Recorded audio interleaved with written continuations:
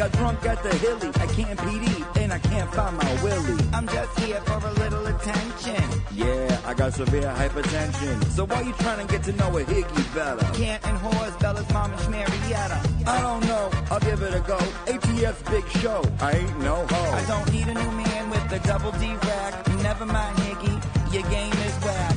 You're the whacker to my weed. Your game is whack. I'm not trying to hear that, see? I'm not one of the girls trying to get locked down. Prince Higgy, baby, Jameson crown. I get down with the Hilly low comp ticket. 16 whiskeys is how I kick it. And you get excited for a midnight snack. I already told you, your game is whack. You're the whacker to my weed. Your game is whack. I'm not trying to hear that, see? Your game is whack. You're the whacker to my weed. Your game is whack. I'm not trying to hear that. I like sleeping alone. This won't go all night. A little needy and strange. It's true love at first sight. I'm the real deal. I do what I gotta do. From the rip, my whole heart's for you. Your whole heart is not for me. Not a half, not a quarter, not a claw, not a re. You know what's the problem? You're trouble and you're hot. I'm big, thick neck daddy Higgy. He's not. I got a question, not to be rude. Are you queer? Cause you keep calling me dude.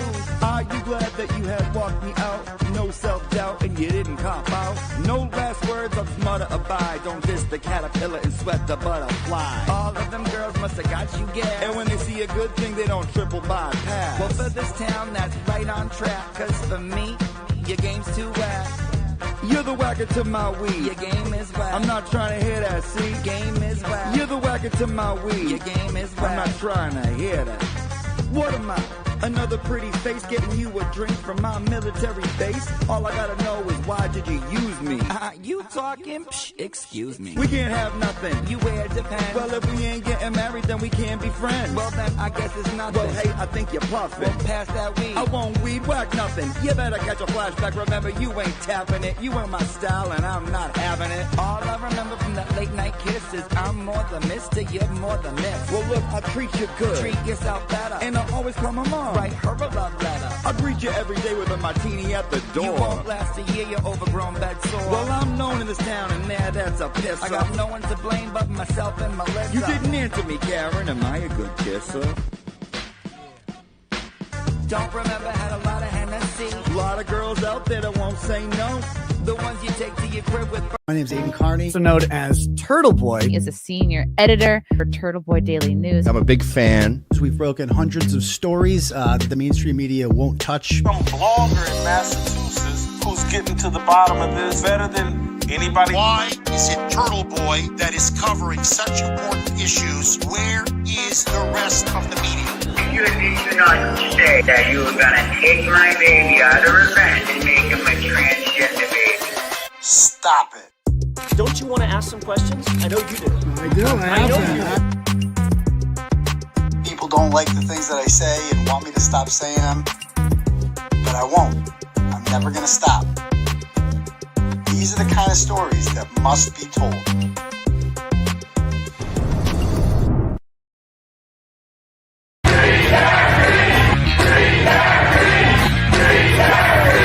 And I will not be intimidated, I will not be silenced, and we will continue on our journey for justice for John O'Keefe and for Karen Reed. Tick, tick, boom. Noise. Go, baby, we bringing out toys. Boys, chop up the singing, should be on the voice. Bang, bang, we gon' ride out. Gang, gang, we don't die out. Want it like this, ain't no timeouts. Tell me who really gon' find out.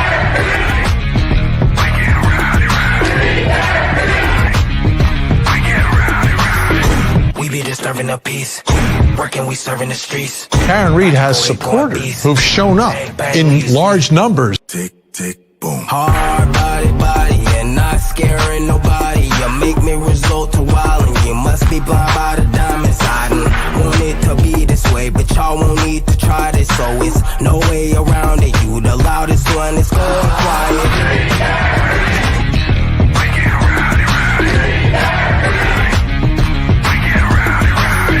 We be disturbing the peace, working, we serving the streets.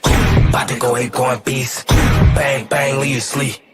This is the first time I think I've ever seen this. An outpouring of support for someone accused of murdering a Boston police officer. Unbelievable situation. Never seen anything like it. Tick, tick, boom. You can't stop me, so who gon' stop me? You You can't stop me, so who gon' stop me? You can't stop me, so who gon' stop me? You can't stop me, so who gon' stop me? We be disturbing the peace, working, we serving the streets. About to go ahead, going beast. Bang, bang, leave you sleep.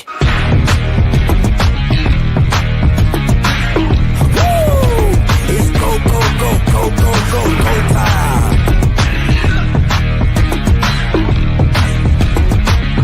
Tick, tick, boom. Boom. What's up, people? How's everyone out there doing tonight? Good? Good? Excellent. Welcome to the live show, ladies and gentlemen. Happy Tuesday night. We're back. We're back. We got more court today. We're back in business. Lot to talk about tonight, obviously. A lot to talk about. But before we do, let me introduce myself for any newcomers here. My name's Aidan Kearney. You can call me a variety of names if you'd like. You can call me A. Timothy Kearney. That's my true crime name. It's also my Facebook name. So follow me on there. I do a bus stop live every morning around 8:30 when my kids get on the bus in case I get arrested again by the popo. People are saying the volume's low. I'm seeing that in the chat. Hold on. Testing. I don't know. I feel like it's pretty high. I don't know. It's going all the way up. But yeah, you can call me that. A lot of people just call me Turtle Boy. Some people I saw at court today were like, are you Turtle Boy? And I'm like, that's what a lot of people call me these days. So you can call me Uncle Turtle Boy. That's an old school turtle riders like to call me. You can call me, you know, what else can you call me? Oh, doctor is actually my preferred pronoun of choice. So, you know, I do respect that when you call me doctor, when you show me that respect as earned. You can call me daddy. I know for some people that can be a little strange, especially for men, the 20%ers out there. But, you know, for other people, they may have some fun with it, right? And I'll allow that because we're all about having fun here. You can call me, what else can you call me? Journalism Jesus, I suppose. It's not sacrilegious to call me that. Listen, Turtle, whatever you want to call me. I don't care what you call me. Just be here every Tuesday and Saturday night at 9 p.m. sharp. And make sure you smash that subscribe button for me. We're actually doing daily shows now during the trial. All right, so Monday, Tuesday, whenever this trial court, we're going to do it. Thursdays, we do Sex Cult. You can join that for $15 a month. Click right on, and that's kind of how we keep this whole operation funny. That's how I can afford to have lawyers and shit, is Turtle Club, because at $15 a month, you get ad-free on the website, tvdailynews.com, and you get access to the Thursday night show that nobody else gets. So it's pretty cool. It's pretty cool. And it prevents us from having to, like, you know, go out and get advertisers. You know, I'm trying to get, I got monetized again on YouTube. I noticed that they were having a lot of people that have been complaining about the commercials a lot, and I'm not getting any money from that. I'm getting nothing. They just, I guess if your channel gets really popular, they just put commercials on your channel, even if they've demonetized you. And it had been like 4 years since they demonetized me. So I'm like, well, let's apply again. Let's see what happens. And boom, I'm in.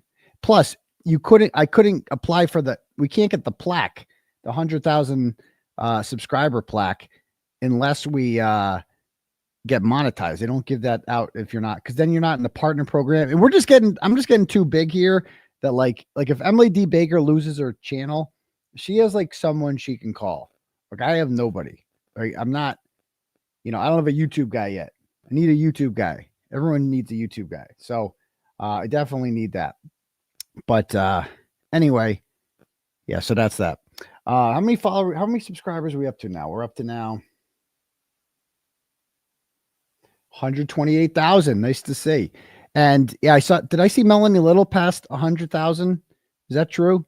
Good for her if that's true. So that's a lot. I mean, she's growing fast. She's probably going to pass me soon. Let's keep it real, because she gets more, you know, of, you know, the daily. When she does her streams, she'll have like 20,000 people watching. Like, it's crazy. She did a stream on my charges last night, and she read them all. I was, you know, I'm like kind of disappointed in the comments. I'm like reading some of the comments from people on there who are like, yeah, there's a lot of stuff that said like, yeah, let me bring some up right now. Actually, I want to go to the comment section on Melanie Little's, because I was a little disappointed in what I was seeing there. And I know you shouldn't read the comments. Yeah, I do. Of course I do. Everybody reads the comments. So I go over here. Let's just read what people are saying.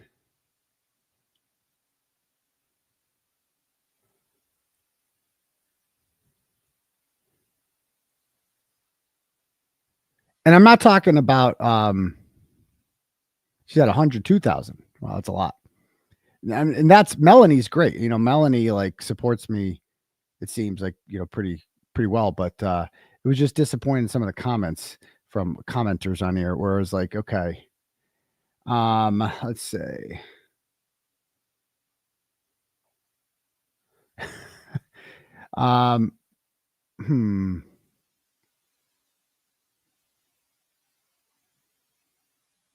How about this? I like this one gets a lot of comments from Stacy in Stay in Peace 1234. You see this one? I know it's kind of small. I can't make it bigger. I agree with Turtle Boy that Karen was set up and is innocent, but I don't agree with harassing people like that.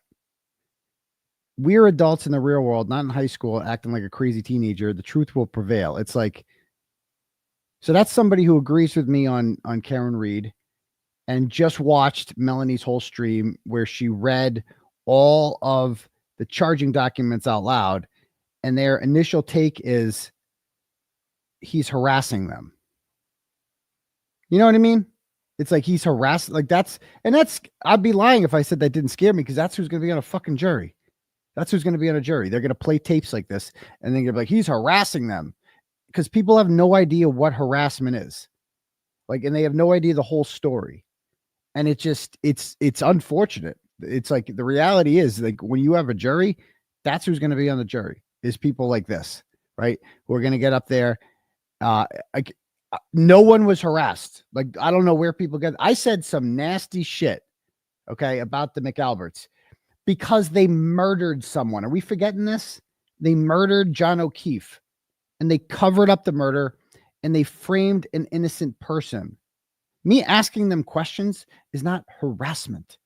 Me asking them questions is holding them accountable. Me calling them cop killers is nothing more than a statement of fact.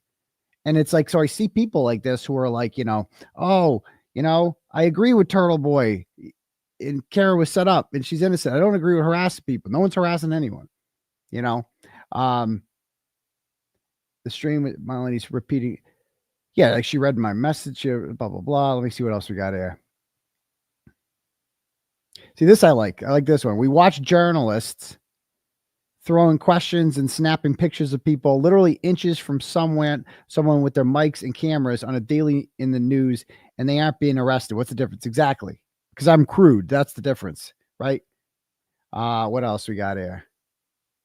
100,000. Congratulations. How about this one? Wow, if true, some of these actions are disgusting. Some of these actions are disgusting. So Melanie read, I mean, this is the problem. She read the charging documents out loud, which quote me, right? And a lot of these statements are taken out of context. You know what I mean? And they're just like, his comments are disgusting. Like, what the fuck is wrong with, if you're believing and taking the Commonwealth's word for it, at this point, you're fucking retarded. But the scary part is that this is who a jury is made of. Retarded people, right? What else we got here? I mean, there's a bunch like this. It was very, I'm not going to lie, like,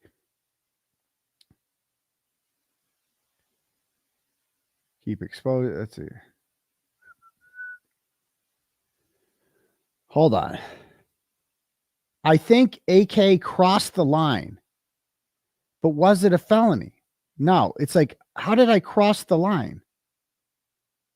And then I go, please explain how I crossed the line. And she goes, following adults to kids events. I'm all for adults being called out. Just don't involve kids.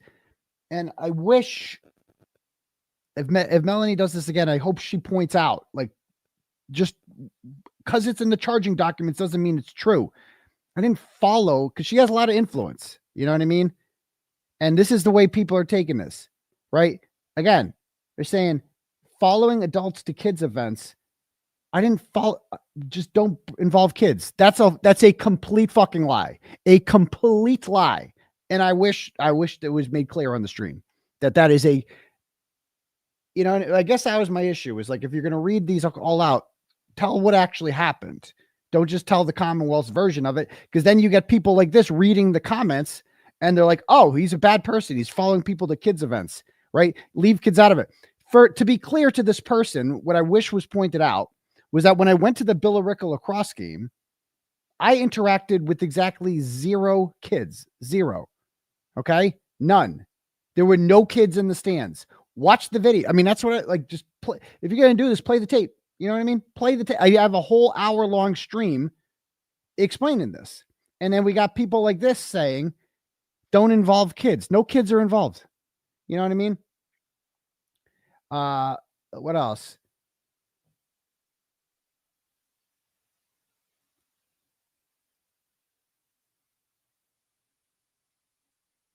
I don't find that it meets the standard of witness intimidation. Okay, that's good. I like that one.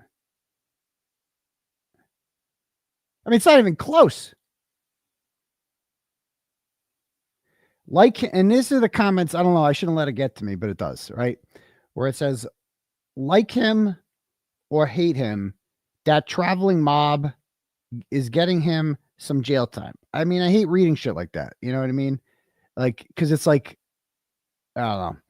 I wasn't even really a mob. Everyone was more interested in meeting one another than any intimidation. The filing isn't an objective retelling of the facts. Exactly. If they were just meeting one another, they would have stayed in the parking lot where he filmed them assembling, but no. They went to the witnesses' houses to speak with them with a blowhorn. Oh, no, not a blowhorn. I guess that makes it illegal. From the safety of the mob, of which, according to the judge, there is also a video. Again, these are people who are supposedly on our fucking team. You know what I mean? These are people that are on our team. And it's like, I go to the comment section and it's just filled with people like this who are like, he deserves to go to jail for that.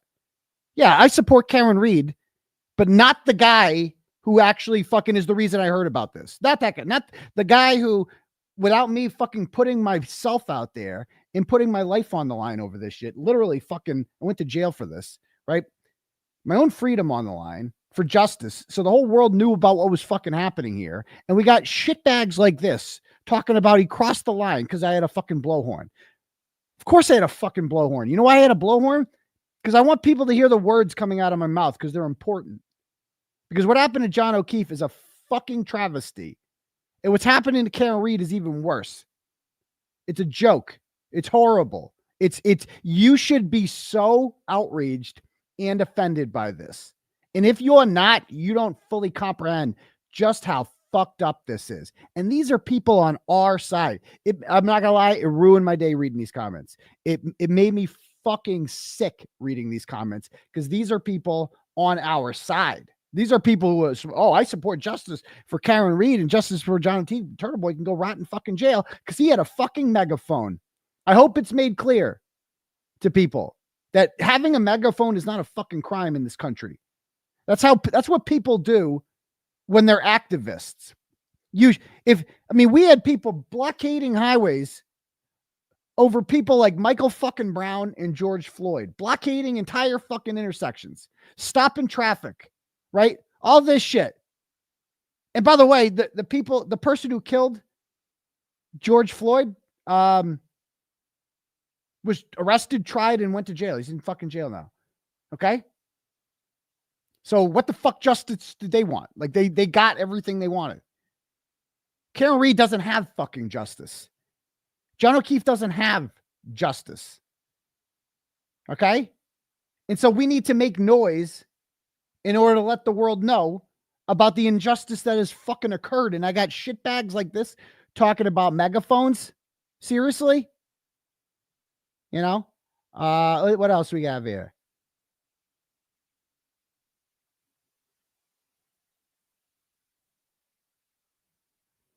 Hold on.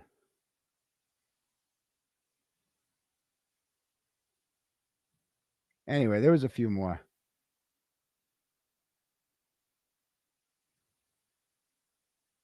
The glare did it right. You know, like I really appreciate Will the way he did it as soon as I was arrested. The dude went immediately, watched all the videos, broke it down, and you know. How about this? Sorry, although not a fan of the handling of the Reed O'Keefe case, Turtle Boy crossed the line. Not good. What line? You know?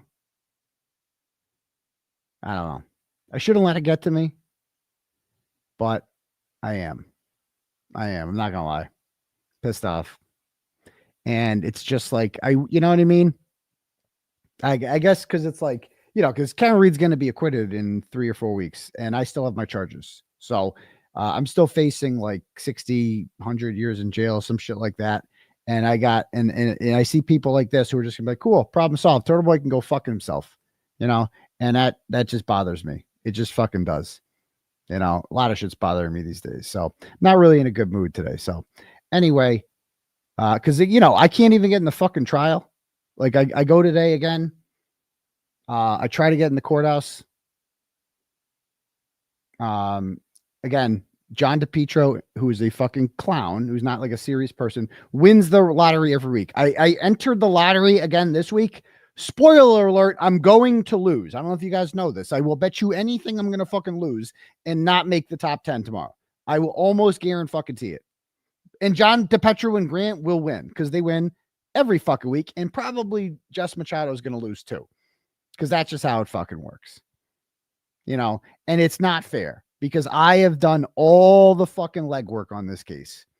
You know what I mean? I am the reason that there is any media there at all. I'm the reason John DePietro has even fucking heard of this case.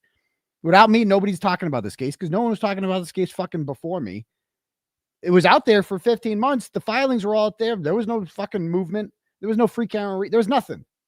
There was fucking her and her parents alone at the fucking, at the hearings, and a bunch of McAlberts sitting there like they did nothing wrong.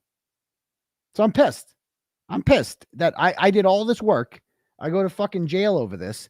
I have my own alleged supporters on here who are on the same team with me saying I deserve to go to fucking jail. I can't get in the fucking courthouse. I did all this fucking work. I can't get in. Grant gets on the list. John DePietro just showed up 5 minutes ago. He gets in, you know? So I got there today and, you know, and honestly, the clerk, the people in the clerk's office are great. The women there are awesome because they're with it. They get it. There's this Jennifer Donahue woman who runs it, no one ever sees her. And she came up with this system this year, this randomizer that no one gets to see. And she gets to determine, you know, they just tell us every week who wins the randomizer. Well, you know, I asked for transparency. I sent her an email saying, like, can we see this? And she just doesn't respond. And that's it. So, you know, this week, because Grant wins every week and he doesn't show up ever, that's one extra spot that doesn't, like, somebody from the alternates could take his spot on there, and then there would be one more alternate spot that I could win. You know what I mean? So, and, you know, like, so I get there today and, you know, I got to get my kids on a bus. And I'm like, well, I'm just going to try to get one of the spots because nobody ever shows up. Like 6 of the 10 people showed up today. So the 3 alternates get in, and I get in there, and Sue O'Connell's there, and she was not an alternate either. But she was there before me. So she got the 10th spot, and I got left out. So, you know, it is what it is. I don't think that's very fair. I don't think a system where the same people win every fucking week and there's no transparency whatsoever, I just don't think that's fair. I don't think it's fair that Boston.com and the Boston Globe, which I believe are owned by the same person, right, that they get 2 spots, and that John DePietro, who's on Court TV every night, works for Court TV, basically gets 2 spots, you know? So anyway, I think it's bullshit. And yes, I would love to hear Melanie's take on my actual, like, I would love to hear like her actual thoughts on it, because I love Melanie. I think she's great. I think she's on our side. And I just thought that, like, just going through the charges and reading my quotes out loud without any context, without explaining them, without defending them, I thought it gave the audience the wrong impression, because I think you saw the reaction that it got. This is how people took it. And I I think I deserve better than that. I'm not going to lie. I just think that's completely unfair. So anyway, I'll leave it at that. So, all right, cool. So I'm a little fired up. I'm not happy about the court situation. I'm pissed off about, I mean, Judd Welcher is just a piece of shit. And like the dude is up there and he just seems so convinced about wants to be right so badly that he's willing to like put a woman in jail over that. Like that's the part about it that annoys me about it. It's like that he's up there. I could understand if like he was, truly emphatic about it. He just wants to be right. That's all this is. Like, and he knows that John O'Keefe was not hit by a fucking car because he's not retarded. He can't be this retarded. He's just a whore who will say and do anything if you give him enough money. I mean, he's exactly what Brennan accused the ARCA experts of doing. And I don't know. I guess I'm frustrated with the Karen Reed defense team as well. Again, I know what they're doing, but sometimes I'm like, you have to be fucking kidding me. Michael Proctor's not getting called. You have to be again, I'm sure they have their reasons. They know more shit about me. I'm just a fucking guy on the internet, but Bettero agreed with it tonight on the Young Jerks. It makes absolutely no fucking sense if they don't call Michael Proctor. None. Because they added these four,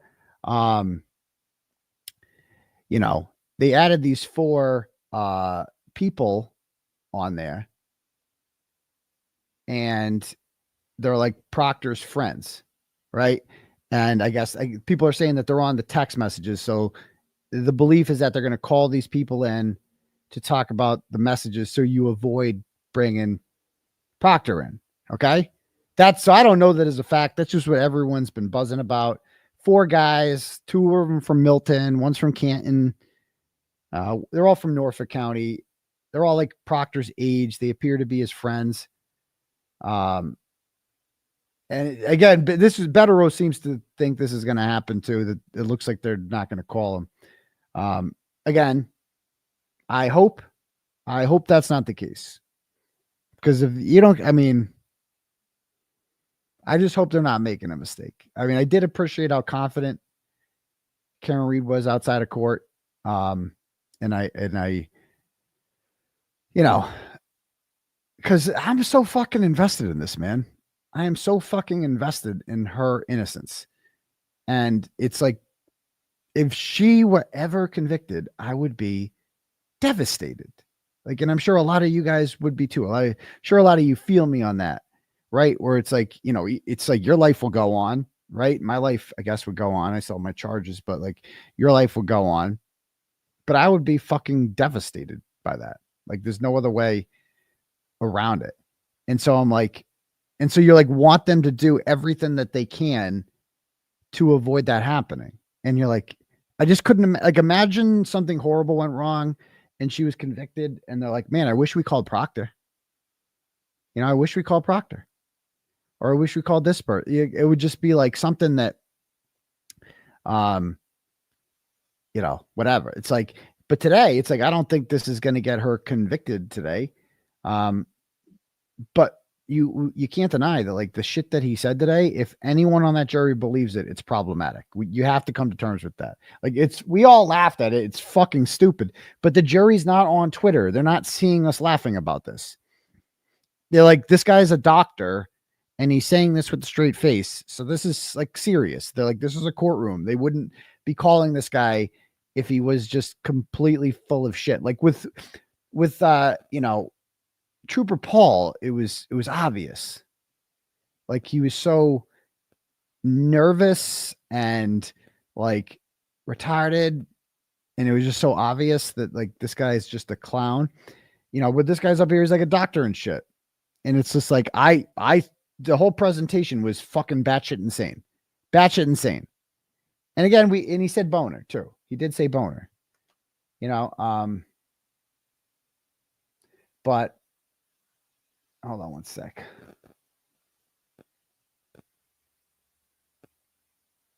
Oh, crap.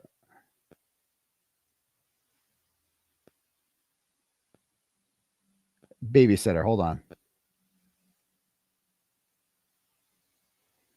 damn it. So now I got the babysitter texting me because she wasn't available tomorrow morning. So I was going to have to drive in. Now she's telling me she is available, but it's like, I can't get there. Hold on. Could I get there in time? I got to beat Sue O'Connell there. Let me think. I have to think fast. Should I have the babysitter? Okay, she's able to tomorrow. So all right, walk me through this. Walk through this as a class. So tomorrow, I got my son here right now, and then I'm going to wake up tomorrow, and I got to get to the house, to his mom's house for like 7:15. And then if I met the babysitter there at 7:30, I could get in the car, right? And I could go. Right? You guys think I should do it?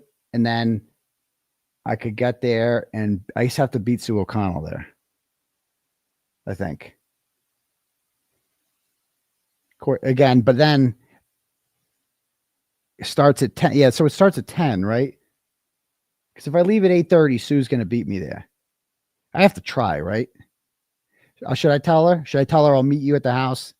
And it'll be good, so I can meet her there. Because this is the first time she's doing it. I have a new babysitter. My other babysitters, they graduated from college.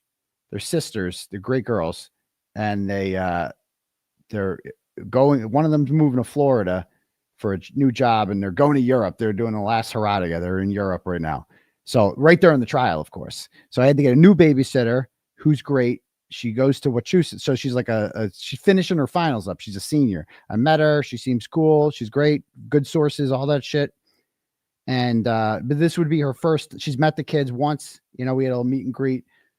But this would be her first time. So I feel like I'll tell her yes. I'll tell her yes. Meet me there tomorrow, 7:20. And then I'll get out of there like 7:30. Okay. Yeah. Hold on.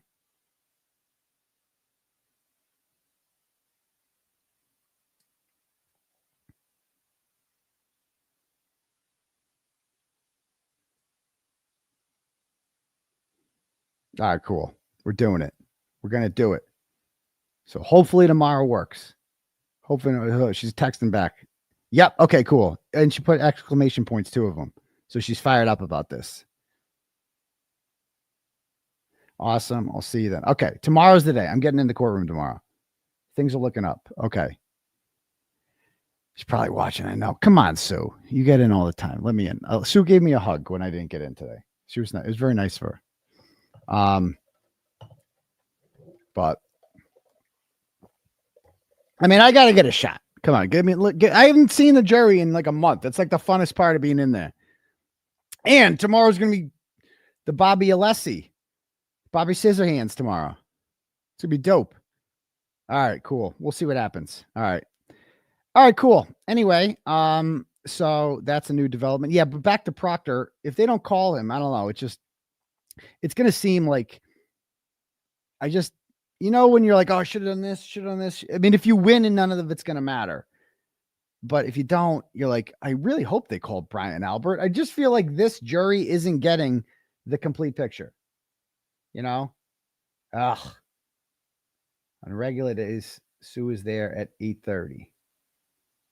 Okay. Got to beat her. But maybe other people won't show up too. We'll see.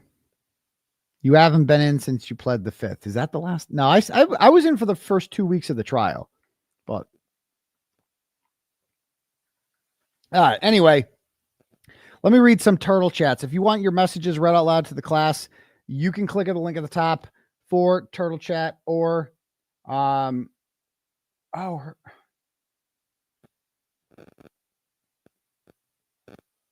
that was Friday.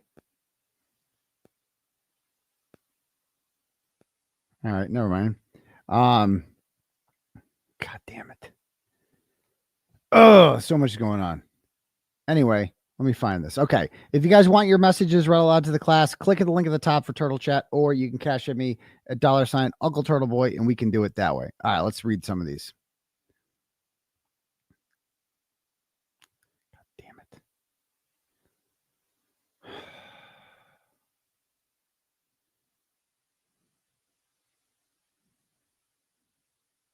All right. First up, we got Trigger Happy Lexus sends $10 and goes, fuck Ryan Piotrowski. People need to understand that the lies in his affidavit are why the buffer zone was expanded. Exactly. Between the dishonest, whiny affidavit and Jess Machado's report of him not even paying attention to the trial, I'm really starting to wonder if the allegation of him being a planted juror is true. Apologies for the long message. I just hate that little rat fuck. Free Karen Reed. Right. Exactly. Like, I mean, that's my issue with him is not that he just, he refused to let Ronnie, the juror, ask Auntie Bev if they could acquit on 2 of the charges. He voted Karen Reed guilty. I'm not going to hold that against him as much as I should, but it's the fact that he lied on his affidavit and said that he was like, that he could hear supporters of Karen Reed, being all loud and while they were deliberating. A complete lie. And as a result of that lie, the buffer zone has been expanded. That matters. So anyway, Stacy sends $10, goes, who do you think the defense will call first for witnesses? And how long do you think Alessi will take cross-examining the new member of the Blue Man Group? Oh, we're going to see 3 days of Judd the Chud. I am pretty sure of it. Before the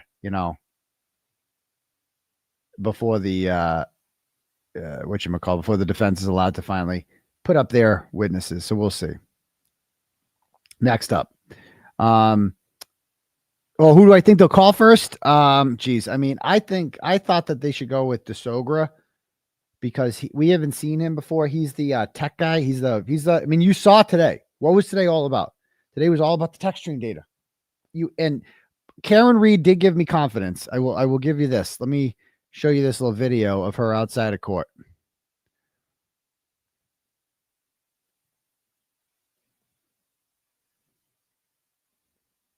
Karen, did you think Dr. Welcher's recreations were good with the test dummy and the prancing glove? And the grease paint on his arm? No. And he backed up into himself at 2.2 or something miles per hour. So he tried to dress identically to John, but didn't do anything else to mimic what the Commonwealth is accusing me of. So did you go in reverse 24 miles an hour, 53 feet? The data is what the data is, and it's going to come out cleanly, more clean. Why doesn't she just say no? I don't know why that annoys me. It's just like she gives them so much. The answer is no. The answer is no. It's like she knows the answer is no, but she's just like, she looks at you like you're stupid for even asking it. It's like, and they are stupid for asking it, but the answer is no. The answer is no, I did not. Instead of, you know what I mean? Like that just annoys, like it annoys me because I'm rooting for her and I want her to win. And it's like, and ultimately this isn't going to matter, but it's like, the answer is no. Like it was the same thing on the courthouse stairs when they asked her the first time, Karen, did you do this? And she's like, we know who did this. Instead of being like, no, I didn't, dummy. Everyone knows who did this and it wasn't me. She said no. Okay, let me rewind it. Hold on. Tried to dress identically to John, but didn't do anything else to mimic what the Commonwealth is accusing me of. So did you go in reverse 24 miles an hour, 53 feet? The data is what the data is, and it's going to come out cleanly, more cleanly in our case in chief. I think it's important to demonstrate what is the Commonwealth accusing me of. The speed, the positioning, recreate that for us. Back up into the crash test dummy at 24.2 miles an hour in the arm and see what happens. That's what I would want to see if I were you. Do you recall that at all, Karen? No. Don't recall it. Can you tell us who the 4 witnesses? Oh, there we go. Okay. At least she said it didn't happen at the end. Yeah. So, I do like her confidence. The answer is no. The answer to that is no. And she did eventually say no, but you should start with no. I'm just saying you should start with no. And it's like, I wish her lawyers would say something like, you gotta talk every day. Just immediately. No, period. And, again, it's because I'm rooting for her, it's like I want her to win bad because she's innocent. and the McAlberts killed John O'Keefe. And so I just want to answer for her. I don't know. I'm a control freak. I'm like that. I don't know about some of you. But I do like her confidence. I'll say that about what's coming, because we don't know what's coming tomorrow. Remember, last year, when Joseph Paul went and he gave this testimony that John was hit by a car, right? And he brought up the techstream data. And I remember thinking, I'm like, this is like the first time they're actually showing evidence that's going to make the jury fall for some bullshit. And I was like, what the fuck? So I actually texted her is after we started talking again. And I'm like, what the like, this guy is a fucking, what's this guy's problem? And she's like, wait till you see what we have coming on Joseph Paul tomorrow. Like, it was such confidence that she had that, and then it delivered.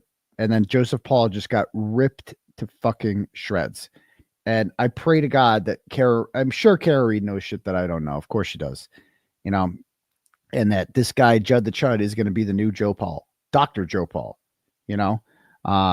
so anyway, that's that. Okay, cool. So again, I like the confidence, but I wish she would just say no, because the answer is no. She didn't do that. It's absurd. And 24 miles an hour. I challenge anyone to drive 24 miles an hour in reverse and see what it's like. Just until you do it. I did it. Richie was there. I hit 19 and I was scared shitless. I was shitting my pants. Like, wow. I remember getting out of that car and being like, wow, that was fucking fast. Like a roller coaster, man.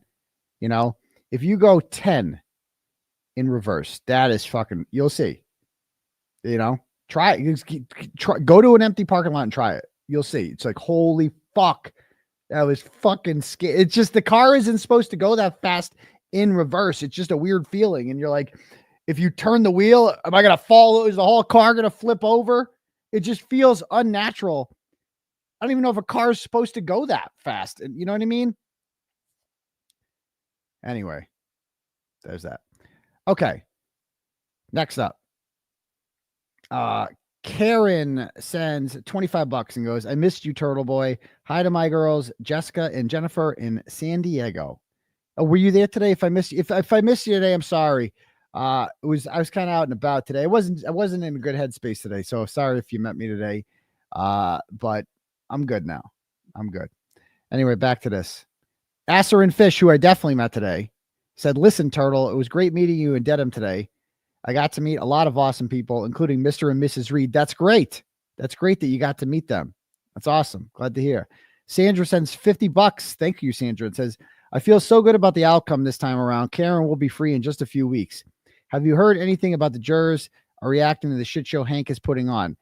No, Sue O'Connell's like the only one that talks about jurors. Just from what I've heard, they were taking notes, whatever. But I want to hear they're laughing. That's what I want to hear, because the last jury laughed a lot. And maybe this jury is hiding what they're actually thinking. I don't know. We'll see. Thank you. Patty sends $10 and goes, Dr. Turtleboy, tomorrow will be my first time at Dedham. I hope to meet many boots on the ground and wondering if you and Meredith will be there too. Thank you both for all you do. And I hope to meet you tomorrow. I hope to meet you tomorrow as well. I'm trying to get in the courtroom. I think Meredith is definitely getting in. She's going in with Karen tomorrow. So I don't know if I'm getting in though. So, and again, I wouldn't want to sit with Karen's family anyway, because you can't go on your phone in there. And to me, following along on social media is half the fun of this shit, and seeing what people are saying, updating people. They're really strict about phones in there. You cannot do it if you're in the gallery. You can do it if you're media, just not if you're in the gallery. So, I'd rather watch it outside the court with boots on the ground than I would, inside the court. Okay. Next up. Russell sends $5 and goes, the amount of red glow in all directions, especially against the Traverse, as Judd said, and you see the brake lights are on versus when he said you can see the whole white from the backup lights. Definitely not consistent with the prosecution taillight photo. We'll have to rewatch that again, Russell. maybe I can't. I wish I could comment on that, but I didn't see that part. So thank you. Nikki in California sends $10. Goes, hey baby, is that an occupant boner in your pocket? Or are you just happy to see me? I can't believe he said boner. I can't believe he said that. Only in the Karen retrial. Only in the Karen retrial. Okay, thank you. Next up. Steve sends $10. Goes, Melanie gets all the box wine drinking menopausal true crimes who think the woman is always right and never guilty. I mean, I think she's got a lot of carryover with my audience. I mean, I think I have a lot of box wine women too myself. Let's be real, but I think I think our audiences are probably 75% the same people, so that's why I'm just like, I don't know. I got down on myself. It sucks, man. It sucks reading shit like that. Like it shouldn't bother you. You shouldn't read the comments, but like, I was hoping to go to the comment section on her channel and see people outraged about the First Amendment, that people are like, no, fuck this. Everything he said is protected. Here's what he thought he meant. Here's what he said. Here's the actual thing. You should go watch this. You know what I mean? That's what I was hoping to go to the comment section and read. Instead, I go to the comment section and I'm like, I support Karen, but he went too far. It's like, what? Fuck out of here. Anyway. All right, back to this. Wags sends $20. Thank you, Wags, and says, just because you're not wrong. Oh, thank you, Wags. PJ sends $5 and goes, if they put you in jail, they will do it to the rest of us next. Your charges will affect us more than Karen's. Hang in there.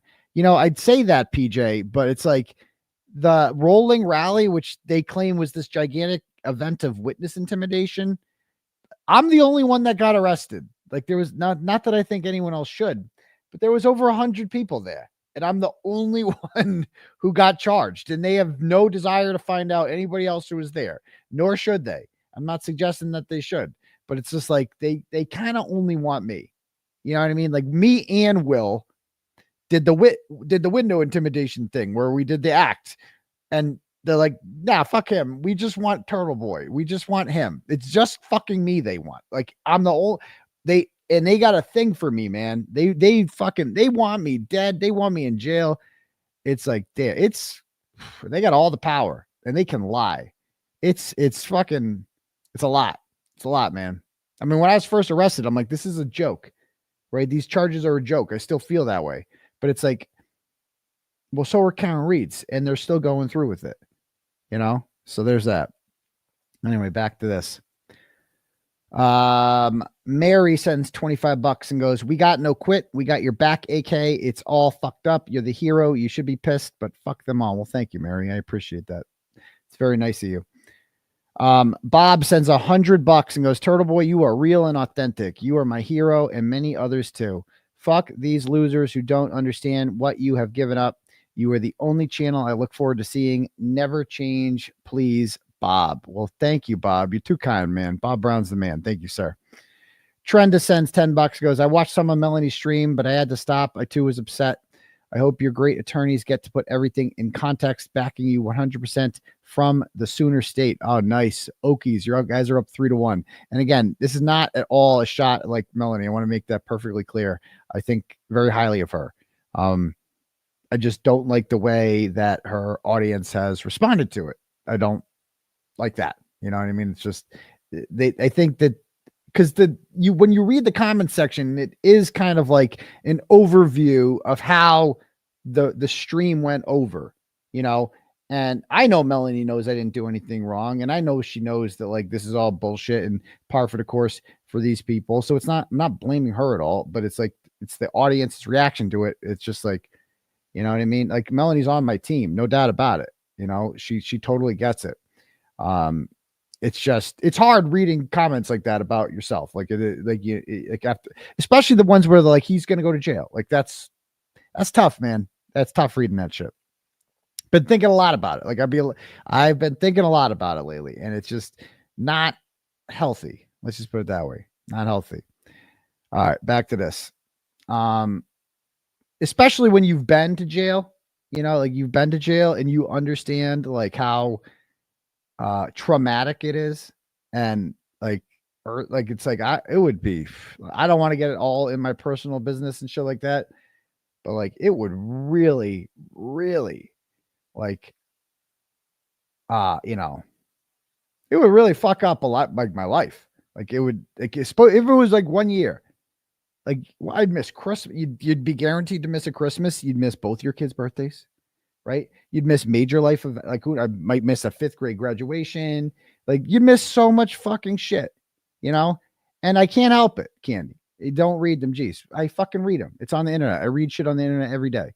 So anyway, I just like more unity is all around this. You know, we're all on the same team. So, okay. Anyway, back to this.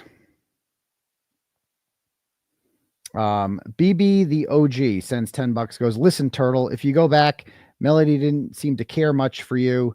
I know you like her. She seems fake and is merely tolerating you and the glare. And you're right. All these people are profiting off of your hard work. Sorry, not sorry. Anyway, strong fruit. Well, nobody's profiting off of my hard work. People are profiting off of corruption. That's what's happening here. Like without the corruption, none of us would be making any money because we're all just highlighting the corruption.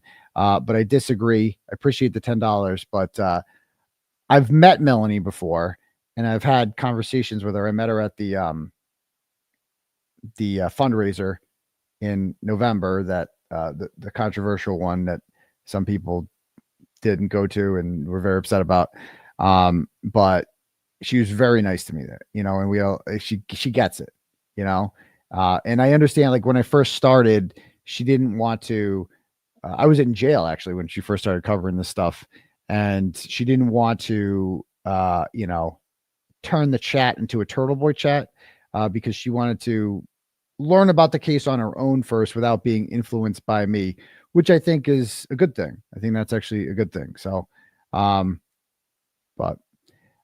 okay, cool.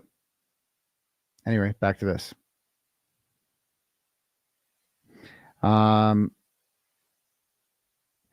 MAGA Barbie sends $50 and goes, maybe they are calling in Proctor's friends so they can authenticate their messages. Because last year when Proctor was reading the group chat, there were some they couldn't get into because it was hearsay. So if they call the friends to authenticate them, Proctor can read the message, just spitball and keep your head up. Not guilty on all charges for both of you coming. So that's the other thing. It's like, I'm told, and I don't know this is a fact, that Kerry Roberts was given screenshots. So I have screenshots of Karen Reed and I were both given the same screenshots in discovery of messages between Kerry Roberts and the district attorney's office. Okay. A lot of them. And to me, they were very scandalous. And I think I heard 1 or 2 of them at Kerry Roberts' cross-examination. And I'm like, the shit that was left on the table, I'm like, are you fucking kidding me? What? And I've been told that they tried to confront Kerry Roberts with these text messages, and she pulled a Shaggy, and she was like, it wasn't me. She just said it wasn't me. And that you can just, so it's like not authenticated. I'm like, what? Okay. So apparently, so maybe that's what they're doing. These 4 guys, they're just there to call them up for 1 second and just be like, are these legit? They are. Cool. See you later. And then, you know, maybe something like that. Maybe something like that. That's what I'm hoping for. I like your take on that one, sir. Thank you. MAGA Barbie. Appreciate that. Andrea sends $10, goes, Daddy, not everyone is going to love you like we do. And that's okay. Fuck them. You've got thousands of supporters. Just look at the number of viewers. I get it though. And I hate that feeling when you have a sick pit in your gut. But I always ask myself, will it matter in 5 years? Well, will if I'm in jail, but no, this won't even matter in 5 weeks because you're going to be right. And Karen is going to be free. You got this. You've got the balls. Let the haters can hate. They're jealous. Fuck them. Well, I appreciate that, Andrea. And I appreciate your positivity. You know, I do. And what I got going for me is I have great lawyers. And if push comes to shove and we had to go to trial, I get a 3rd lawyer because I'm not fucking around. It's like, this is a huge caseload. And like, it's like the amount of shit in my case, like of quotes that you have to know this shit like the back of your hand. Like you have to, and it's a lot. It was like the thought that I could have done this with 1 lawyer is fucking insane. You know what I mean? Like you have to have a lawyer that fucking lives, eats, and breathes this and does nothing else. It's just not going to happen. So I have very talented lawyers and they're awesome and they'll do great in trial. But you've seen with Karen Reed's case, the benefit of you can never have enough lawyers, can you? You can never have enough. And I have great support system. I have all you fine people. And I know that if we need to raise it, we'll raise it. Like we'll get it. Like you guys you're not going to let me down, and if we need to get, I do have some thoughts on that. I have some ideas about what I'd like to do, but we got a long way to go. We got a long way to go. So we'll see what happens. Anyway, next up. Chris Don Ciccio sends $10 and goes, howdy. Why don't they have someone from Axiom testify for the defense? It's a great question. Great question. I don't know. Good question, Chris. I don't know the answer to that one, but I think I like your thought process. All right, next up. Cassie sends $5. Go, listen, Turtle, please get in and sit next to Baghdad Bob. He will be shitting his pants. I just want to interrupt this broadcast. That's all I want to do. Welcher's Boner sends $5 and goes, which was worse, Trooper Paul's pirouette or Welcher's Blue Man Group presentation? They are reaching and it shows free our girl. This is ridiculously stupid. I say the Blue Man Group. That was fucking insane. Insane. Mary sends $10, goes, ask Melanie Little to share clips of investigative reporters knocking on doors, etc. You can still change your mind on the babysitter if you need and just pay her. I can, but I want to get in. Like that's the whole point. I want to get in tomorrow. So there's that. Okay, cool. People in Court sends $5, goes. All right. Okay. Yeah. Danny sends $5, goes, hey, from Nebraska. Do you think the defense, Nebraska? Nice. Cool. Do you think the defense put Proctor's friends on the witness list to mess with Brennan's head or make them think they won't call him? I like what MAGA Barbie said. I like her idea. So I like that one. And thank you very much, Danny. Christy sends $10 and goes, I have to say your charges are absurd. These are civil arguments, if anything, not witness intimidation, definitely not criminal, period. Why aren't they trying to sue you? They did it. Exactly. Like, sue me. If there's an issue, fucking sue me. I'm calling you a cop killer in public. If that's untrue, if I've defamed you in any sort of way, why aren't you just suing me? When did it become when do you go to jail for saying things that you claim are not true? You don't. Cunty Beverage sends $5, goes, hey, Turtle. I don't know if I'd ever be able to say how much you mean to me. I'm a mid-30s lifelong liberal across the country, but you break all barriers with your truly important investigative journalism, satire, and heart. I struggle with politics. My family and you really helped heal a lot of that. Thank you a million, and God bless you. My dad would have loved you. Oh, I appreciate that. Sorry about your dad, but and I'm glad that I can unite people all across the country from all political persuasions to be on the same team here. That's swell. Thank you for not holding against me my political beliefs too. Yeah. Okay, cool. Thank you. What else? I had one more thought on that. I forgot what I was going to say, but thank you.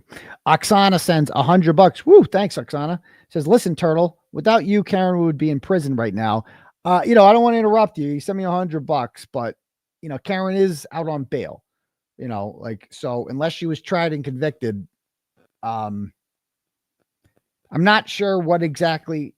I definitely think I helped her raise money, but I also don't want to take away from Karen Reed's independence. Like, she is a strong woman, and I think that I just don't want to be like I don't want to have the old kind of misogynistic trope, massage therapist trope that like she needed a man to come along and save her. I don't want to feed into that, because Karen Reed is a strong, independent woman who fought for herself, and has great lawyers that are doing awesome work for her. What I will give myself credit for is starting a social movement, right, to get behind this woman and spread awareness worldwide, and in turn, create the infrastructure in which we could raise over $1 million for her.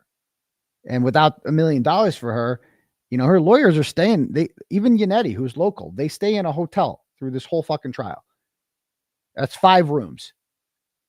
And I bet you they're like $200 a night. I bet you they're paying $1,000 a night for hotels because they have to do it because there's so much. This is their job nonstop.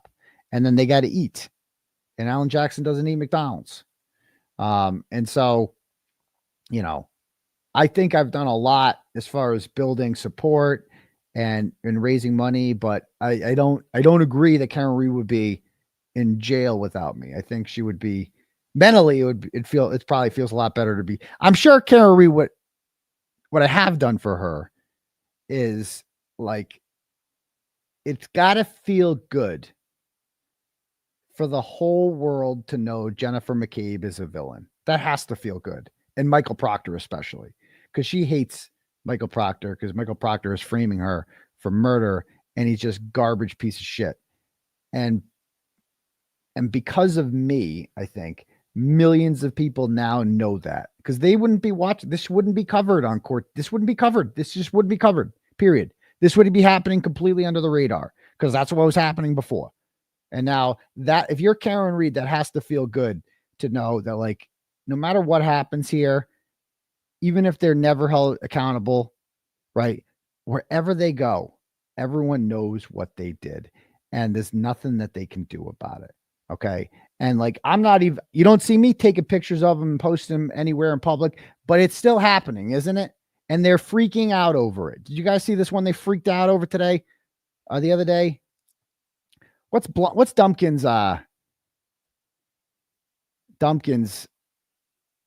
Kim Fair's Twitter. Hold on. You guys, Esquire. I gotta find Jen. If you want to see what Kim Fair's up to, just go to Jen Altman's page. And I will see that. Okay. It is Andy Dufresne. Why does she call herself that? Yep. Yeah, she's texting right on cue.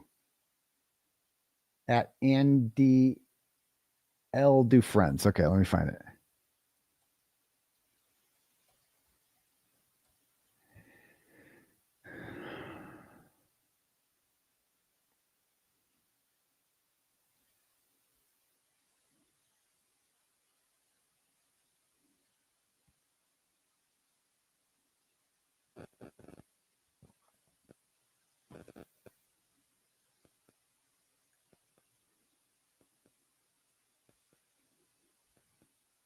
Hold on, I'm going to find it. Oh, here it is. Okay. This is the one she's freaking out about. You guys see this?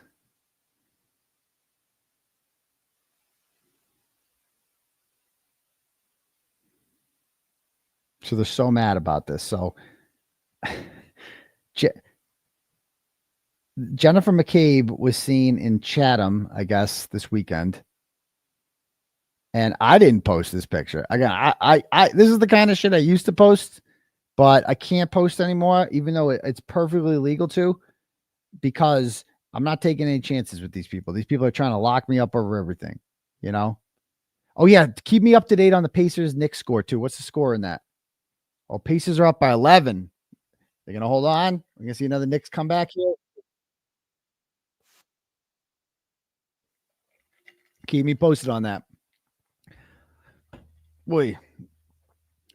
All right. So you see, there's this picture here of her in Chatham. And, you know, orange, whatever. I mean, way to not stand out, huh? Okay. And this woman looks so familiar. Tell me this is not the woman from the Bill Larica lacrosse video. Isn't that her? You guys know who I'm talking about? Let's go back and watch it. And this is the witness intimidation that people in the comments are like, this witness intimidation is so bad. Let's see if we can find it.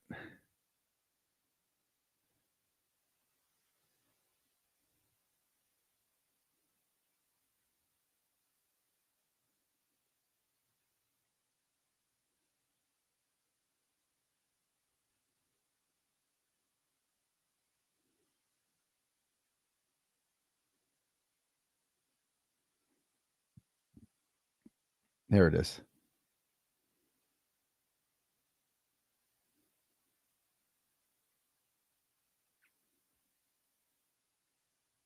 Oh my goodness gracious. Okay. That's witness intimidation face. So, all right, hold on. Look at her laughing. She's so intimidated. She's like, this is funny. My husband's getting in a fight with Turtle Boy. Hey, Jen. Okay. Are you worried about what's going to happen? Okay. Like, It's Canton again. I believe it's called lacrosse, The right? police are coming. Leave. What? Why should I leave? Just trying to watch a lacrosse game, sir. This is a school-sponsored event. Well, how long did Not I her. hold? Oh, this one over here. Proven wrong. Oh, really? How has Hold it on. been proven wrong? How long? How has it been? I didn't hear anything. How did you? Well, so how is it proven wrong, Matt? How is it proven wrong, sir? How? So are you saying that forensic expert Richard Green is wrong? Are you saying that forensic expert Richard Green is wrong? Is that what you're saying right now, sir? He like attacked me with the Is that umbrella. what you're saying? I mean, I'm just curious.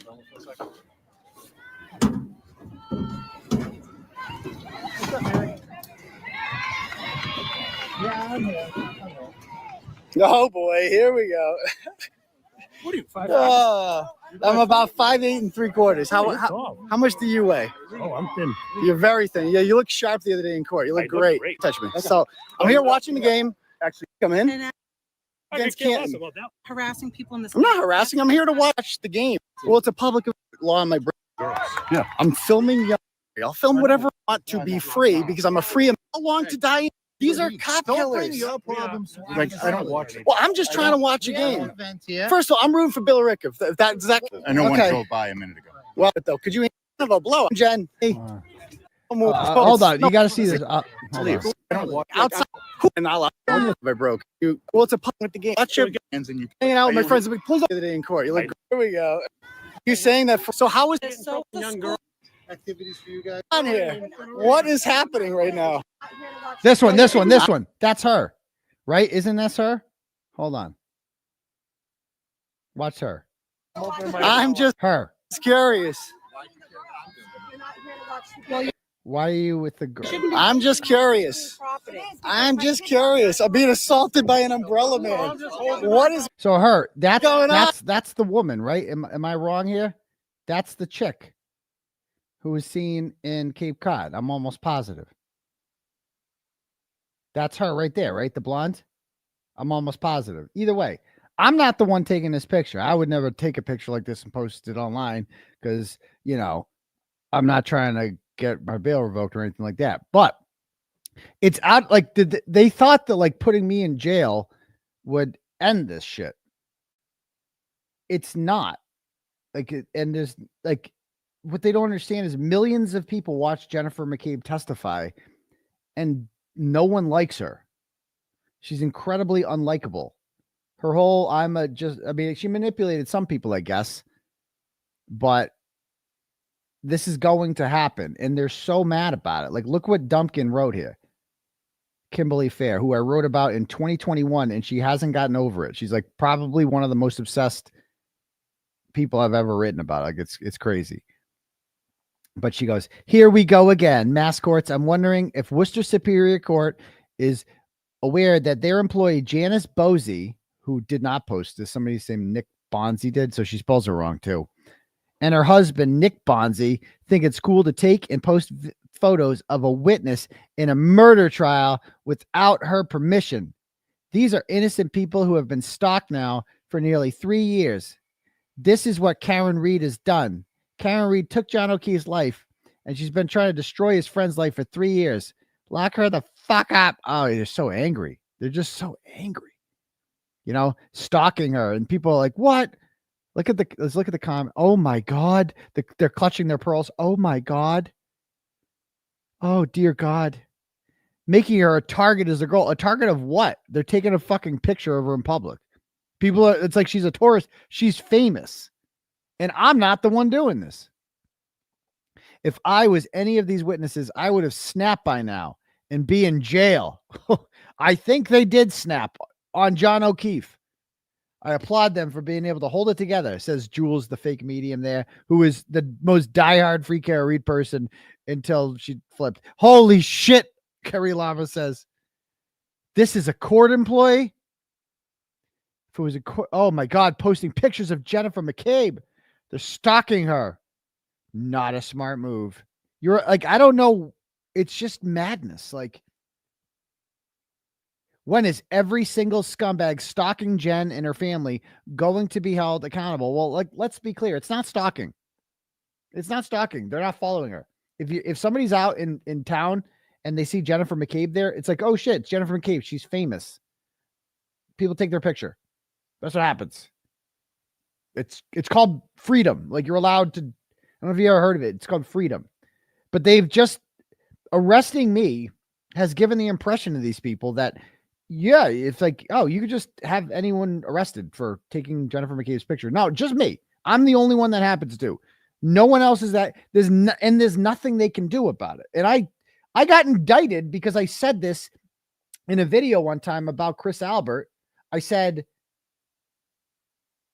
I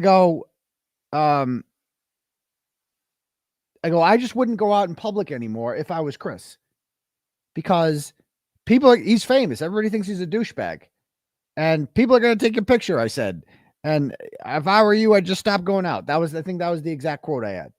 Right. And this is exhibit A, and there's nothing I can do about that. I'm not encouraging this shit, but people are doing it. And even if I was encouraging it, it shouldn't be illegal, but I'm not. And it's like, my point here is it's way out of my control. This thing has gotten way bigger than me, way bigger than me. You know, I might have started this whole thing, but it's outgrown me. So I appreciate that. So she goes, anyway, listen, Turtle, without you, Karen would be in prison. What we witnessed today in court is exactly why a bullhorn is needed. I wish there was a turtle boy for every innocent person being slaughtered by the justice machine. You are a fucking legend. We don't deserve you. Well, that makes me feel good. Thank you, Oksana. I appreciate that. And, you know, it's that you phrased it perfectly. That is why the bullhorn is needed, because of what is happening in court today, right?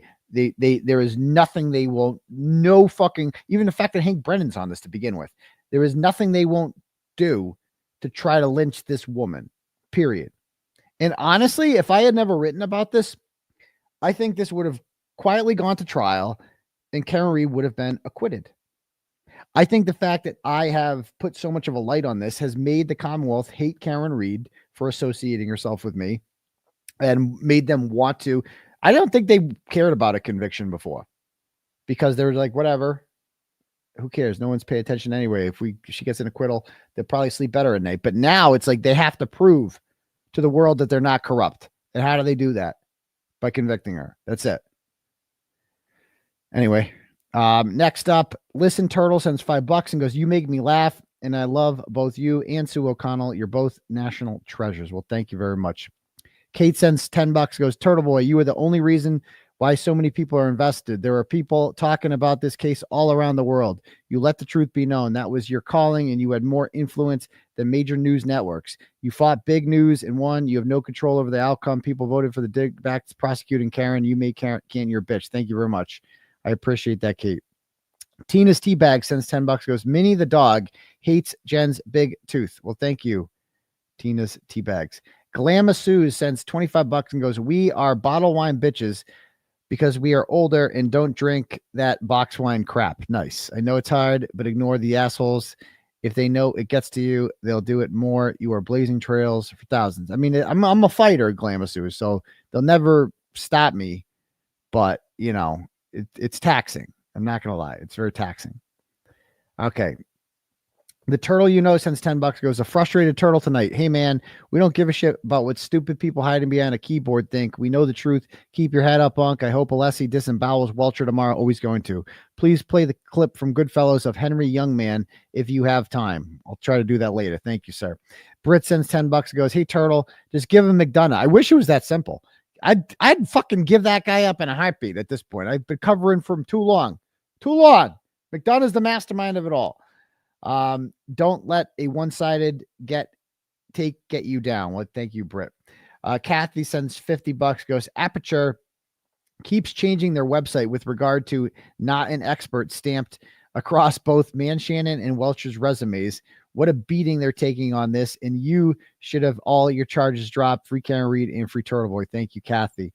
Courtney sends $25, goes, Bob Motta had a whole rant about 2 weeks ago on Will's show where he tells the viewers how your case is bigger in terms of its impact on constitutional rights than Karen's case. Oh, I watched it. It was great. Bob's awesome. I love Bob. Bob gets it.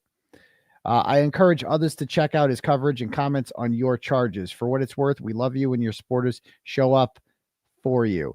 And he's absolutely right. Like, my case is honestly, it's more important than Karen's. Like, Karen is one person being framed for murder who I think will beat the charges, whatever. With me, all of our rights are on the line. The entire First Amendment, all our freedom is on the line with this. If they can convict me of this, then none of you are free. None of you.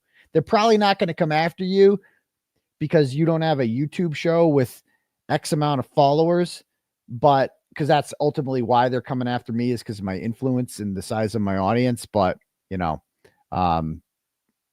they could, if they wanted to, come after you. That's the precedent they're trying to set here. Kathy sends $10, goes, love from Florida, Aidan.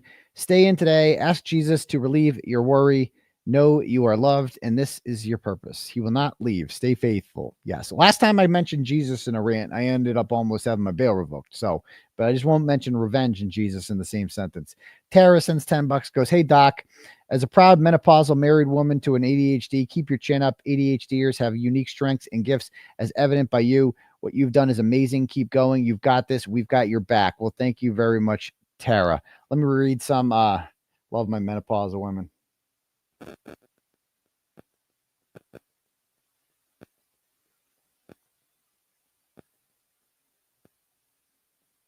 Hold on. All right, let's see what we got for Cash Apps. Where'd it go? Oh, here it is.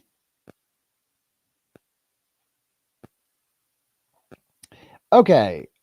Christy sends $10 and goes, that political respect and dad comped get to me. That political respect and dad comments got to me. Oh, yeah, the one that was sent earlier. I agree. Thank you, Christy. Okay, next up we have Liznay sends $5, goes, Aperture will have 2 vacancy positions soon. We'll see after tomorrow what Alessi does. Barry sends $24.90 in honor of John O'Keefe, and he says, thank you as always for being a shining light. Well, thank you, Barry. You're the man, my dude. Dylan sends $5, goes, Brennan randomly stopped showing clips of Karen Reed. Weird. Oh, he'll have some more too. I don't think he's done. Thanks. Liznay sends $5, goes, can you sit with the family if you can't do the lottery? As I said earlier, I'd rather not, to be perfectly honest with you, because you can't go on your phone. You can't do any, and there's just a lot of downtime in the Karen Reed trial. There is a lot of sidebars, and you can't go at 1.5 speed at all. You can't do it. Sometimes I stay behind on purpose just so I can go at 1.5 speed. And I'm sure I'm not the only one who does that. So EMC sends $10 and goes, no way the glass ends on bumper by Welcher's reconstruction. Thank you, AMC. That's a good point too. Peggy sends $10 and goes, hang in there, Chief. I will do, Peggy. I appreciate that. Laura sends $10, goes, love you, doctor. Don't let others get under your skin. I appreciate that, Laura. I'll try not to. Joey sends $20 and goes, Proctor will plead the 5th. They can't call him. Plead the 5th from what? He's not being charged with anything. He's not under any investigation, right? That's what he says. So what's he pleading the 5th for? He didn't do it last trial. Naomi said, but then again, he didn't want to lose his job last trial too. So maybe he will. I don't know. Naomi sends $5 and goes, she says, sending love and virtual hugs. Well, thank you, Naomi. Tasting Vanity sends $5, goes, don't you dare let them defeat you. I'm not going to let them defeat me, man. I just can't go to jail, period. Like, that's my number one goal right now, is like not surviving this all. Like, what good is this all if I fucking go to jail over it, Thank you, Tasting Variety Vanity. Like, if I went to, like, honestly, truth be told, and you can say whatever you want about me over this, if I could go back in time, if I suppose I did get sentenced to like 2 years in jail or some shit like that, right? And I was like given the option to go back in time and not cover any of this, or go to jail for 2 years, I would go back in time and I would just not do it like that. If I had to pick between the two, And fuck you if you don't like that. It's like, because you don't have to do the time. You know, like I wouldn't. It would all be like that. That cannot be the cherry on the top of how this ends. Is me fucking in jail. Like that's a horrible fucking ending to this whole thing. You know. So there's that. Okay. Anyway, back to this. Katie sends $15 and says, sorry, you're feeling down. You're appreciated. Well, I appreciate that, Katie. Thank you. Leslie sends $25, goes, Turtle Boy, I just want to say my family supports you. Well, I support your family too, Leslie, and I thank you very much. Next up, JJ sends $5 and goes, people not built the same, so easily offended nowadays. They are, JJ. I appreciate you're right about that. In Divinity LLC sends $5, goes, can you use the federal whistleblower protection? Probably not. Probably would have thought about that by now. Thank you. JJ sends $5 and goes, tonight's thumbnail should be trigger what? Oh, that would have been a good time for trigger what? You're totally right about that. Christina sends $5 and goes, repeat after me. Knicks in 6. I don't know. I mean, what's the score right now? 113 or 111. You got 6 minutes to come back from down 12. Stranger things have happened. Knicks are never out of a game, and neither are the Pacers. But we'll see. We'll see. Okay. Next up. Do we have any next? Okay, I think we're it. I think that's about it. Michael Ward sends $20 and goes, money for the babysitter. Good luck tomorrow. Well, thank you very much. Okay. All right.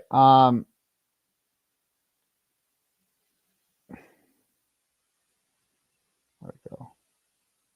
All right, cool. Anyway, let's just get started on this. If anybody else wants their message read, click at the link at the top for Turtle Chat, or you can cash at me at $ Uncle Turtle Boy, and we can do it that way.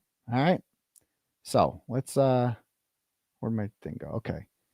God, this guy annoyed me. This guy sounded like just like Alex Jones too. It's all I could think of the whole time. All right. So I got some timestamps here I want to start with. We're going to start with the voir dire at 1:41. Voir dire this mofo. You have changed your PowerPoint presentation in the last few days in this case, correct? I deleted a slide and removed a couple words. Right, but you changed your PowerPoint presentation, correct? Correct. I deleted a slide and deleted a couple words. Who have you spoken to at the Commonwealth in the last 2 weeks? Anybody associated with the Commonwealth? Who have you spoken to? In the last 2 weeks, Mr. Brennan, Mr. Lally, Lieutenant Tully. Anyone else? I think Mary Ellen Gray. Anyone else? The tech person, Cindy, this morning. And with regard to those conversations, what prompted those conversations? Who initiated them? I was originally told I was going to be out here last Monday. So there was a whole flurry of conversations around that. I was initially told I may have to give all my rebuttal testimony on a whole huge data set I'd received. I'm sorry to interrupt you, sir. My question was simply because we have a limited amount of time. Who initiated the conversations? Oh, there were multiple conversations. How many? Oh, my God. I have no idea. More than 10? I'm sorry? More than 10? Probably not. All right. What did you discuss with, do you understand it's no longer Detective Lieutenant Tully? It's, Yes. I understand it's Lieutenant Tully. Did you have conversations? You said you had conversations with him, correct? Correct. When was the first conversation? How many? And what are the nature of those conversations? Are you limited to the last 10 days or in total in my life? Within the last 2 weeks. Last 2 weeks. Why is Tully so involved in everything? Why is that snake's fucking name mentioned all the time? Like, why was he at the chip off? Why was he there?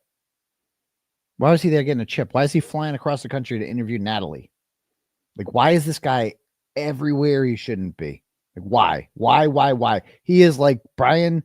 He is Michael Morrissey's like #1 right-hand man to do his dirty business. He is just so shady, you know? And by the way, not to interrupt, one more thing I wanted to talk about now that I thought of it is, I'm probably not going to be charged with witness intimidation for this one. All right. But I went to visit Harmony Montgomery's mother yesterday, right? Harmony Montgomery is the chick who, not the chick, the girl. I'm talking about the mother. Is the girl, the 5-year-old girl who was murdered by her father, her biological father, Adam Montgomery, who was convicted last year in New Hampshire. and I was actually in jail during his trial, so I missed it. But so Adam Montgomery is an animal. We all agree on that. But where was the mother? Crystal Sorey. Well, like everybody fucked up with Harmony Montgomery. The state of New Hampshire fucked up. DCF. The Massachusetts, the judge who gave custody to Adam Montgomery despite his long and documented history of violence. The dude, as like he killed her because she wet herself. Like he's a fucking animal. But she was missing. She was dead for 2 years before anyone reported her. And the mother was like getting clean in Florida. Imagine thinking you have that luxury. Like, I'm sorry. You have the second you get clean, the second you have fucking kids, you're a piece of shit. I don't give a shit. Don't tell me, oh, it's an addiction and whatever. Your kids are an addiction. Your kids are an addiction that fucking snaps you out of shit. Get over it. Anybody who can't give up fucking drugs for their kids is a piece of shit. I don't want to hear about addiction or, oh, it's a disease.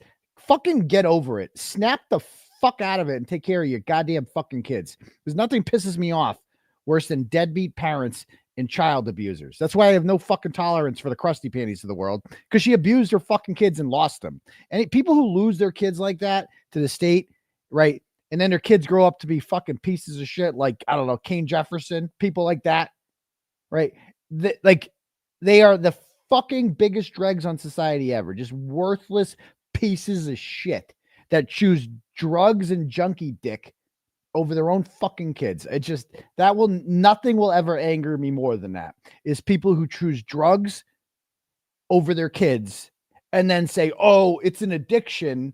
I'm so sick. I have an addiction to heroin. I have to fucking choose that over my kids. Shut the fuck up. Shut the fuck up. You don't have a fucking addiction. You might be addicted. Snap out of it. Snap the fuck out of it and take care of your fucking kids. They're your fucking addiction.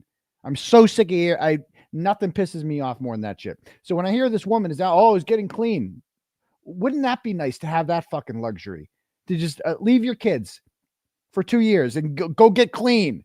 Whatever the fuck that means. And then her kid, she left him in the hands of an animal.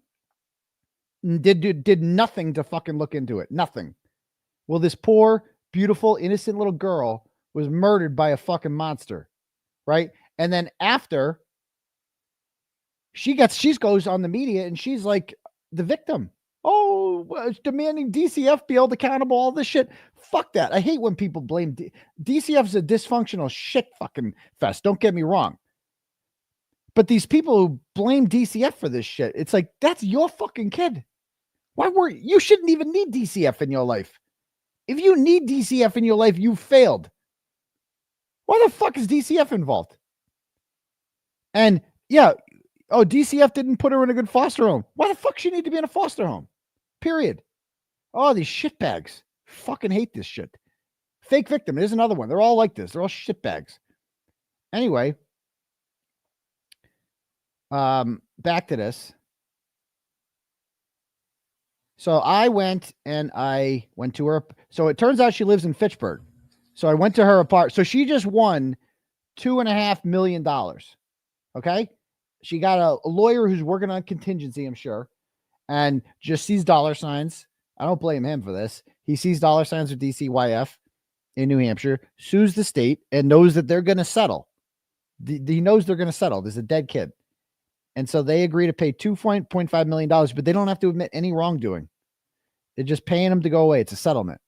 And this crackhead who abandoned her kids and is playing the victim now gets hopefully the lawyer takes I hope that lawyer gets like 95% of it or some shit.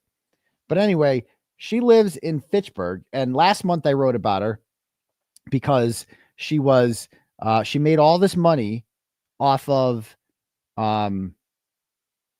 she was trying to win $20,000 for some super mom prize or some shit. And she used pictures of Harmony and Jameson, her other son, who was adopted out by a gay couple in Atlanta who gave Jameson and they wanted to adopt Harmony too, and they couldn't.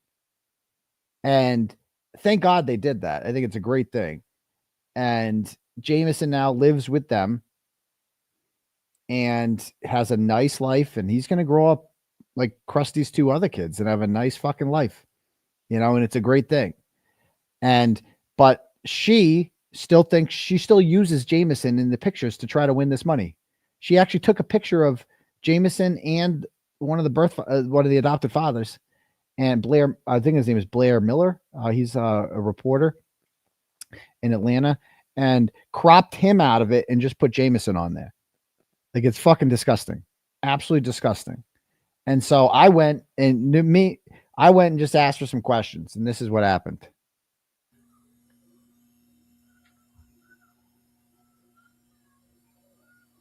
So she has 3 kids. She had another baby. So Harmony's dead because she abandoned her. Jameson got adopted out to the gay family in Atlanta. And then after Harmony died, she had another kid in Florida while she was getting clean. So she's got another boy who lives with her in this fucking shithole in the shithole of Fitchburg.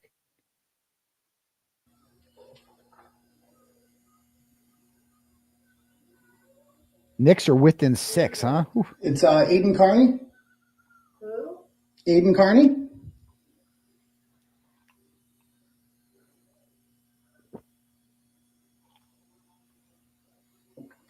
Who? Oh, this is Aidan Kearney. I didn't know what else to say. That's my name. I was just looking. She knows Crystal, and do I have the wrong apartment? So she goes, I don't know who that is. She knows who I am. Okay. And there's a fucking security camera on me right now. And these idiots are now trying to get me for wiretapping. They go, she didn't know she was being recorded. I have the fucking camera out and holding it up, and I'm on video. But besides that, yeah, it's real secretive. Yeah. Oh, it's the wrong apartment? Yeah. Oh. Okay. I was looking to see, are you the woman that just won all that money? You didn't just win. You're not Harmony Montgomery's mother? Nope.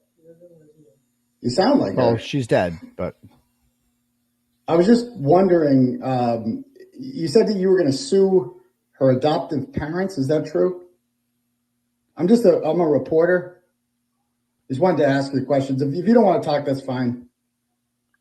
Yeah, no, I don't want to talk. Oh, okay. Well, I just saw some comments that you made online about the suing the adoptive parents, and we're just wondering, has a lawsuit been filed with that? I don't know what you're talking about the lawsuit. Yeah, I don't know what you're talking about. Oh, okay. I was wondering what you plan to do with the money. Any vacations or anything, trips? This is around 1 p.m.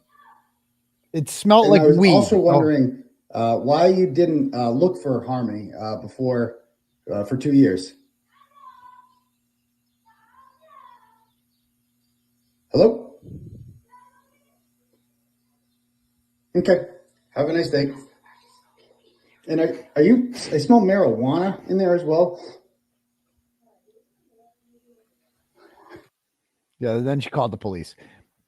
So, you know, so I just left. I'm like, I just asked her a couple of questions. She only answered questions, so I just left. So again, I've been doing stuff like this for years, and it didn't become illegal until I do it to the McAlberts. Like if she was a McAlbert, I couldn't do that. Like sorry, Crystal, sorry, you're not a protected class. Like you're not what's called a McAlbert.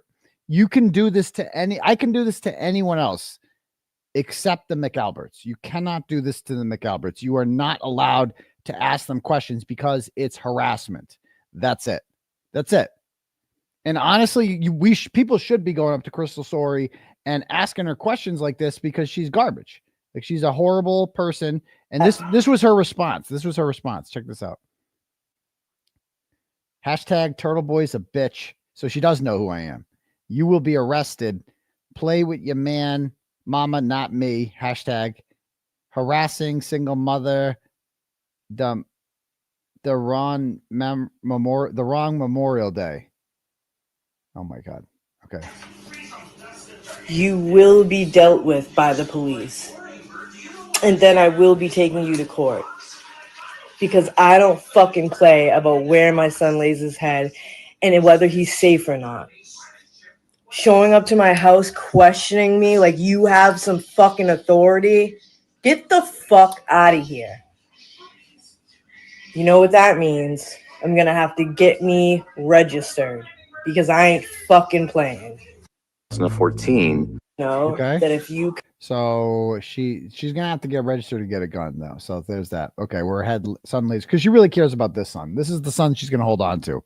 The other two, not that interested in. But this one, she likes this one. Okay. Anyway, back to this. So that's my Harmony Montgomery mother rant. And of course, by the way, the anti-Kearney people have latched onto her and they're trying to help her out because they will help out any shitbag because that's who they are. Like, this is who they identify with. They have no like morals or ethics or any Ryan Waters they tried teaming up with. Doesn't matter who. Krusty, anyone who doesn't like me, they will go towards. Period. Anyway, back to this. I believe it was when I got here on Saturday night. I informed them I'd landed, and then Sunday morning he gave me a ride over to the district attorney's office. And what did you discuss from when you did you have any discussions with Lieutenant Tully before Saturday, within the last 2 weeks? Not to my knowledge. What did you discuss with Lieutenant Tully? Topics. Give me a time frame. I keep saying the last 2 weeks. That's the time frame I'm looking all at. the conversations I had with him? Yes.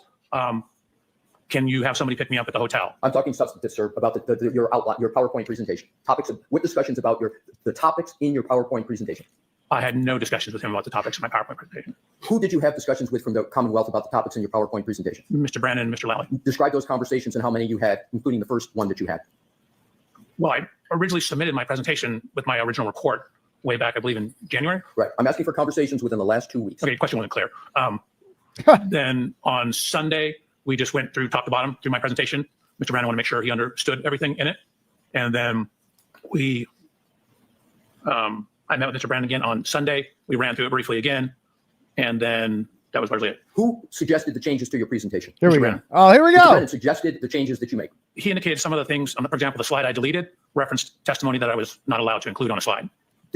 Were there any discussions with anybody from the Not prosecution allowed team to about the changes with regard to the what I would call the Dighton route, the Dighton distance, and the total mileage? Do you know which slide I'm referring to, sir? I do, yes. Who initiated the discussion on the changes to that slide? So that slide was changed, I don't know, probably 8 or 10 days ago. Oh, it was changed 8 or 10 days ago. Correct. Were there any changes made from 8 or 10 days ago to what's now in your presentation? Not beyond what we talked Oh, about. okay. So 10 days ago, those changes were made. 8 to 10 days ago. I could actually probably figure out exactly when if you like. Now my next questions go to Mr. Burgess. Mr. Burgess is a colleague of yours at Aperture, correct? Correct. So immediately, it's like that immediately proves that Hank Brennan lied when he said that, oh, no, I didn't. They contacted me to let me know. Oh, we're going to just randomly redo this whole thing. We want to make a change on our own out of nowhere. And now it's been proven a lie. Are there grave concerns over this? Are there grave concerns? Just wondering. Just wondering if the grave concerns still exist. Are you aware of issues relating to the accuracy or inaccuracy of his CV?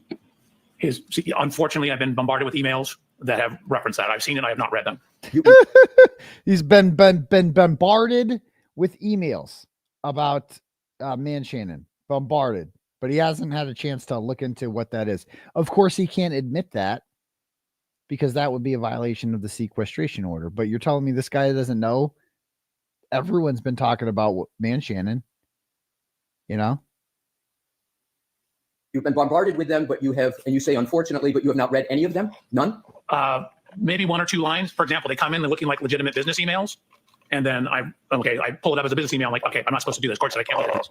Now, I want to go back to your slide presentation. I understand that you intend, subject to our objection to the court's ruling, you intend to present testimony with regard to your PowerPoint where you are going to elaborate on your 1231-38 to 1231-43, trigger 1162-2, and you're going to add to what has been in your presentation a verbal discussion with regard to Mr. Burgess's change that he made in his May 8th report with regard to the variance time window. Do I have that correct? No, you don't. It's not based upon a verbal discussion. It's based upon his report. Okay, so you're going to make, you propose, what you're intending to do is you want to add the change from Mr. Burgess's May 8th report to what you're going to testify to on your PowerPoint. Do I have that correct? That's correct. And the only reason you're going to testify with regard to altering the 1231.38 to 1231.43 window is because of what Mr. Burgess has done on May 8th. Is that correct? It's better data. So I'm altering it and correcting it with better data that I've received from Mr. Burgess. Right. But my point is, if it weren't for Mr. Burgess's change, you wouldn't be making any changes in your testimony, correct? It's only because of what Mr. Burgess did on May 8th. Is that correct? Only from his report, correct. Right. So Burgess changed his report because of what Ian Whiffen said to match Ian Whiffen's. And then he changed his to match. It's just like, these aren't experts. These are just people who are, this is a conspiracy. These are a bunch of people who are working together to come up. They're not reaching their own independent conclusions. None of them are. They're all just working together to be like, okay, so it happened at 12:32. Make it happen. Make it happen. How are we going to make it happen at 12:32? This is such bullshit that this is even allowed. So, and you understand, sir, that change has significant effects on the very issues in this case with regard to the timeline and the collision you allege occurred, and comparing it to human volitional conduct of Mr. O'Keefe with regard to his manipulation of the phone. You understand the consequences of that change, do you, sir?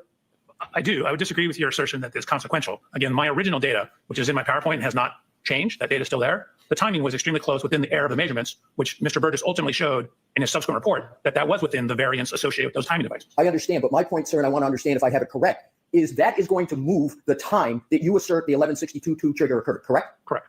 And you would agree that's a substantial change given the issues in this case when seconds matter, or do you think it's an insignificant change? I wouldn't say it's insignificant. Again, I haven't modified my PowerPoint at all. I was happy with the data I had and satisfied with the data I had. Again, once presented as engineer would with better data, we use better data. I'm sorry. So this is basically the end of it. What I don't get about this all is what's the point of this?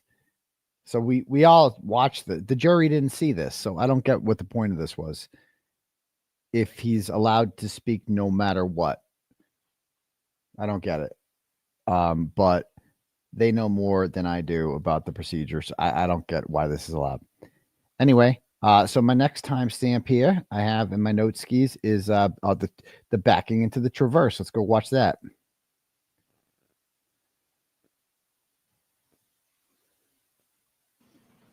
Took measurements of it. And then similarly, I have a 3D point cloud of Mr. O'Keefe's vehicle.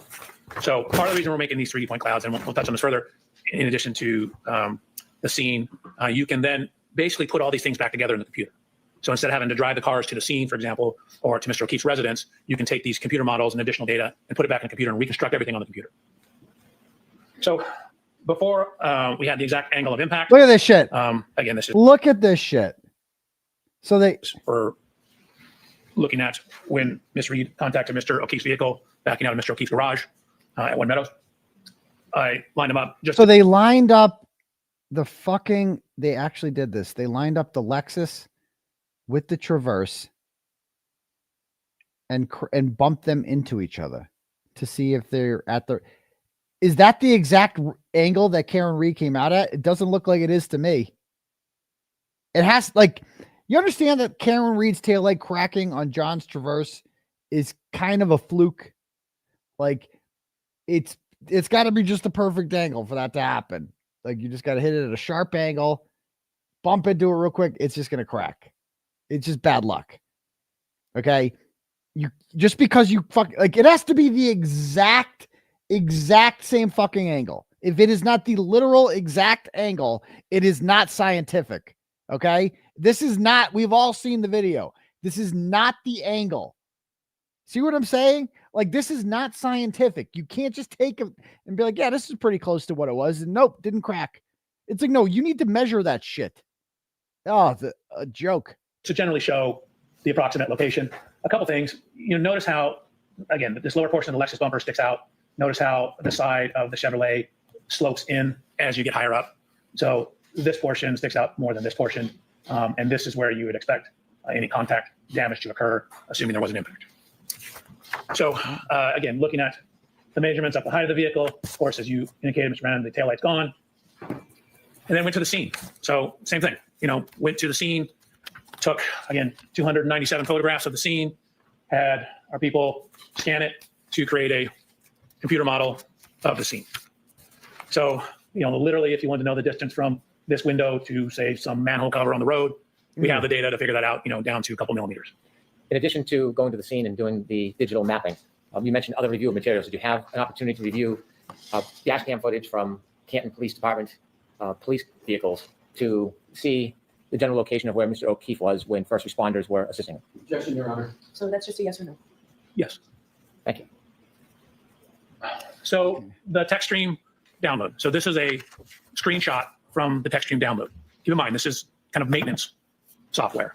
So we're looking at a number of things in the maintenance software. What we see is, and this is noted in the report too, that when the vehicle gets into the Canton Police Department after this event, you can see the mileage is 12,665 miles. Okay. So that shows up in Trooper Paul's report. It shows up in the photographs, and it shows up as matching the mileage in the techstream data, both at triggers 1164 and triggers 1167. I'd ask you if you can enlarge the data on the right and break down what it actually means, the different columns. And Okay, then also on these charts, that's information that I added. I typically put my initial, JBW, Judson Welcher, that's me, Yeah, okay. -2. T here is the trigger, and there's a point. So this time in the techstream data, you could think of it as like a stopwatch. It's when it starts when the car turns on and stops when the car turns off. And then if it sees a triggering event, a T, it records that information. So this is when the trigger happened. So that's 1,142.2 seconds. And so I've converted that to minutes and seconds, because most people don't think in seconds. And so what it also does is once it sees a trigger, it's constantly circulating data through the computer. So when it says, okay, we have a trigger, it saves 5 seconds before the trigger and then 5 seconds after the trigger. Did he explain what the trigger was? Trigger what? Did he explain that? Like, what is a trigger? Like that's the part that was confused. Like, what does that mean? What about is reversing your car? Is like a random rise in RPMs that a trigger event? Like, did he even explain that? What a trigger is? Trigger, please. I don't remember him doing that. Maybe you guys heard something I didn't. He's just like, we're all just supposed to know what a trigger is. So what is a trigger? Trigger what? So the trigger's in the middle, and you have 5 seconds of data before and 5 seconds of data after. I have a couple questions for you, Dr. Welcher. First, starting with the clock, the time in seconds on the left. You mentioned that begins when the car is turned on. What type of clock is that called? It's just a continuous clock, meaning it's not a clock like a time clock. It's more like a stopwatch kind of clock. Has it ever been referred to as a running clock? The same thing. You start the stopwatch, it's running. Based on the techstream data alone, found in that one spot, can you tell from the data in the techstream alone what time the power was turned on? No, not alone. It You simply can't. tells you how long it's been on. It doesn't necessarily immediately tie it back to a clock time. You need additional information. And so this in and of itself, the techstream data doesn't give you a certain time on a clock, like 1 o'clock or 2:30, anything like that. Okay. No, it simply tells you in this case when the trigger occurred, it's been on for 19 minutes and 2 seconds. You also mentioned that there's a 10-second window of information that's captured 5 seconds before the T. You can't tell, so you don't know the exact time. It's just him 5 seconds after the T, the triggering guessing. event? Correct. Your Honor. Sustained guessing. That window of 10 seconds, what happens if that doesn't capture the entire Pacers. event? What if there's something before or after? What does the techstream data do? So it depends on what the something is. So if there's another trigger, then it will record more data. So you can have 2 triggers that are recording things on the same time window as well, or very close to the same time window. So you need another trigger to keep it going. But in essence, what it does is when it sees a trigger, it saves that 10-second window and then just keeps monitoring things until it sees another trigger. If the data captures a trigger, it has a 10-second window, and an event continues past that 10 seconds, so past the 5 seconds on either side, and there's no further trigger, do you get any other information from the techstream data? No, for example, in the trigger event, and say 5 seconds later, the vehicle's still moving, well, the data just ends. And it says it's going 17 miles an hour, for example. It doesn't continue on. We just know that when the trigger ended, it was going 17 miles an hour. Thank you very much. Okay, so we have mileage recorded. Okay, yeah, he's got mileage. All right, and then The data? Separate events because there's a separate amount of time. This, I mean, honestly, at this point, he was just confusing the fuck out of me. I'm like, I don't even know what this guy's talking. I assume he's confusing the jury too. Like, this was not good. This was like, it's better than Jessica Hyde's burger analogy, but it was still like, again, they have the burden to prove John got hit by a car. So, what the fuck? And we're gonna get to the really good stuff. Let me fast forward here to the 302 mark about the 3-point turn that they're obsessed with. I noticed he said something interesting here. For the techstream data. So knowing that infotainment system has date and timestamps on it, so that ties it to a real world clock from GPS information. And so now we can, when that infotainment system turned on, it's very close in time to when the techstream data started recording data, that allows us to tie the two together. The times that you're showing on this slide, does that relate to the first or second event on the techstream data, the first or second triggering event? The first event. Do you characterize the first event in any way? I call it the 3-point turn. In addition to the data you analyzed, was there any other information you saw that evidenced or supported that a 3-point Here we go. Here we go. At the area depicted in your slide? Right. We have a whole series of GPS data with heading angles, as well as a description that Ms. Reed gave in an interview. Like, that's fucking crazy. Like, you're a scientist? Really? I mean, this guy is a fucking... I thought this was about the science. Oh, yeah. What did you use to determine whether or not she did a 3-point turn? Well, she said she did in an interview. What? That's fucking science? Is Karen Reed said something on Dateline? That's... How is that scientific, my dude? How is that scientific? I mean, explain that to me. And again, yeah, you're right. He is a salesman. He's a whore. That's what he is. He's a whore. And it's like and how much is he getting paid? I mean, Hank was very interested in what Archer got paid. How much is this dude getting paid? Because apparently he will just say whatever Hank wants him to say. Whatever Hank needs, he's going to get. Yeah, no problem. The time that you have after you consider the SD card ignition on and the running time. Here we go. What clock is that based on? It's my understanding that's a clock in the infotainment system. And then we are ultimately trying to also tie it back to the clock on his cell phone. Mr. O'Keefe's cell phone, correct. Do you have any understanding whether all devices have the exact same clock? Here we go. So it's my understanding they do not. In my discussions with Mr. Burgess, reading reports, that they can have, there can be as much as 30 seconds to a minute of variation. Objection, Your Honor. Sustained. How would he know about the 30-second variation now? If he was sequestered and didn't watch any of this? And again, listen to what Alessi says. Have you ever heard that answer? Sure. Jurors disregard that answer. Have you ever heard the term variance? Move to strike. Disregard that answer. How many times did that happen today? I've never seen this happen. I've never seen Auntie Bev strike an answer from a defense or a prosecution witness ever. But it happened like 5 or 6 times today, a whole bunch of times. And it's so dirty because, again, the jury hears that. And it's just, especially how it ended. This is just insane. He's just like, oh, yeah, just made it fit. Variance before. What do you understand that to be? That means differences from the answer. I'm sorry, differences from what? From typically the correct answer. Like meaning that a given data point has variance in terms of how it's measured, when it's measured. So different measurement device. So now we go to the 320 mark where he talks about RPMs. I thought this was interesting. Put on the gas pedal. And so if it exceeds, in this case, 30% quicken time after shipping into reverse, that tells the system, hey, we might need to start recording this data. So what you can see went into reverse, and then within a very short amount of time, the accelerated pedal went above that 30%. That's what caused the T or the trigger in the techstream data. The row next to the 31.5, engine RPM data. Can you explain to us what that is? Sure, that's how many revolutions per minute the engine's turning. The more gas, is it generally the higher the RPM? Correct. There's going to be a little lag. Your car doesn't move instantaneously. You have to step on the gas, then the RPMs go up, and then it starts going faster. If you could explain to us the total distance and distance travel columns, how do you read that? Sure. So we know the speed at various times. We know from this data that there is, you can see half a second between each one of these timestamps. So 1, 2, 3, 4, 5, 6, 7, 8, 9, 10 data points at half a second. That's the 5 seconds of pre-crash data. So if you know you're going so many miles per hour, again, I converted it to feet per second. Feet per second, you're going so many feet per second for half a second, for example. You just multiply those two together and it tells you how far you went. So what I'm doing is, I think this guy he just loves data and graphs and PowerPoints and Excel file. He loves this shit, but he doesn't know anything about the science. I'm not hearing anything about the actual science of any of this, but he loves putting these little fucking graphs, these little fucking, Excel files together. Just looking at speed traveling during the interval, that's during this short time period. And then I add it all together here for total distance traveled.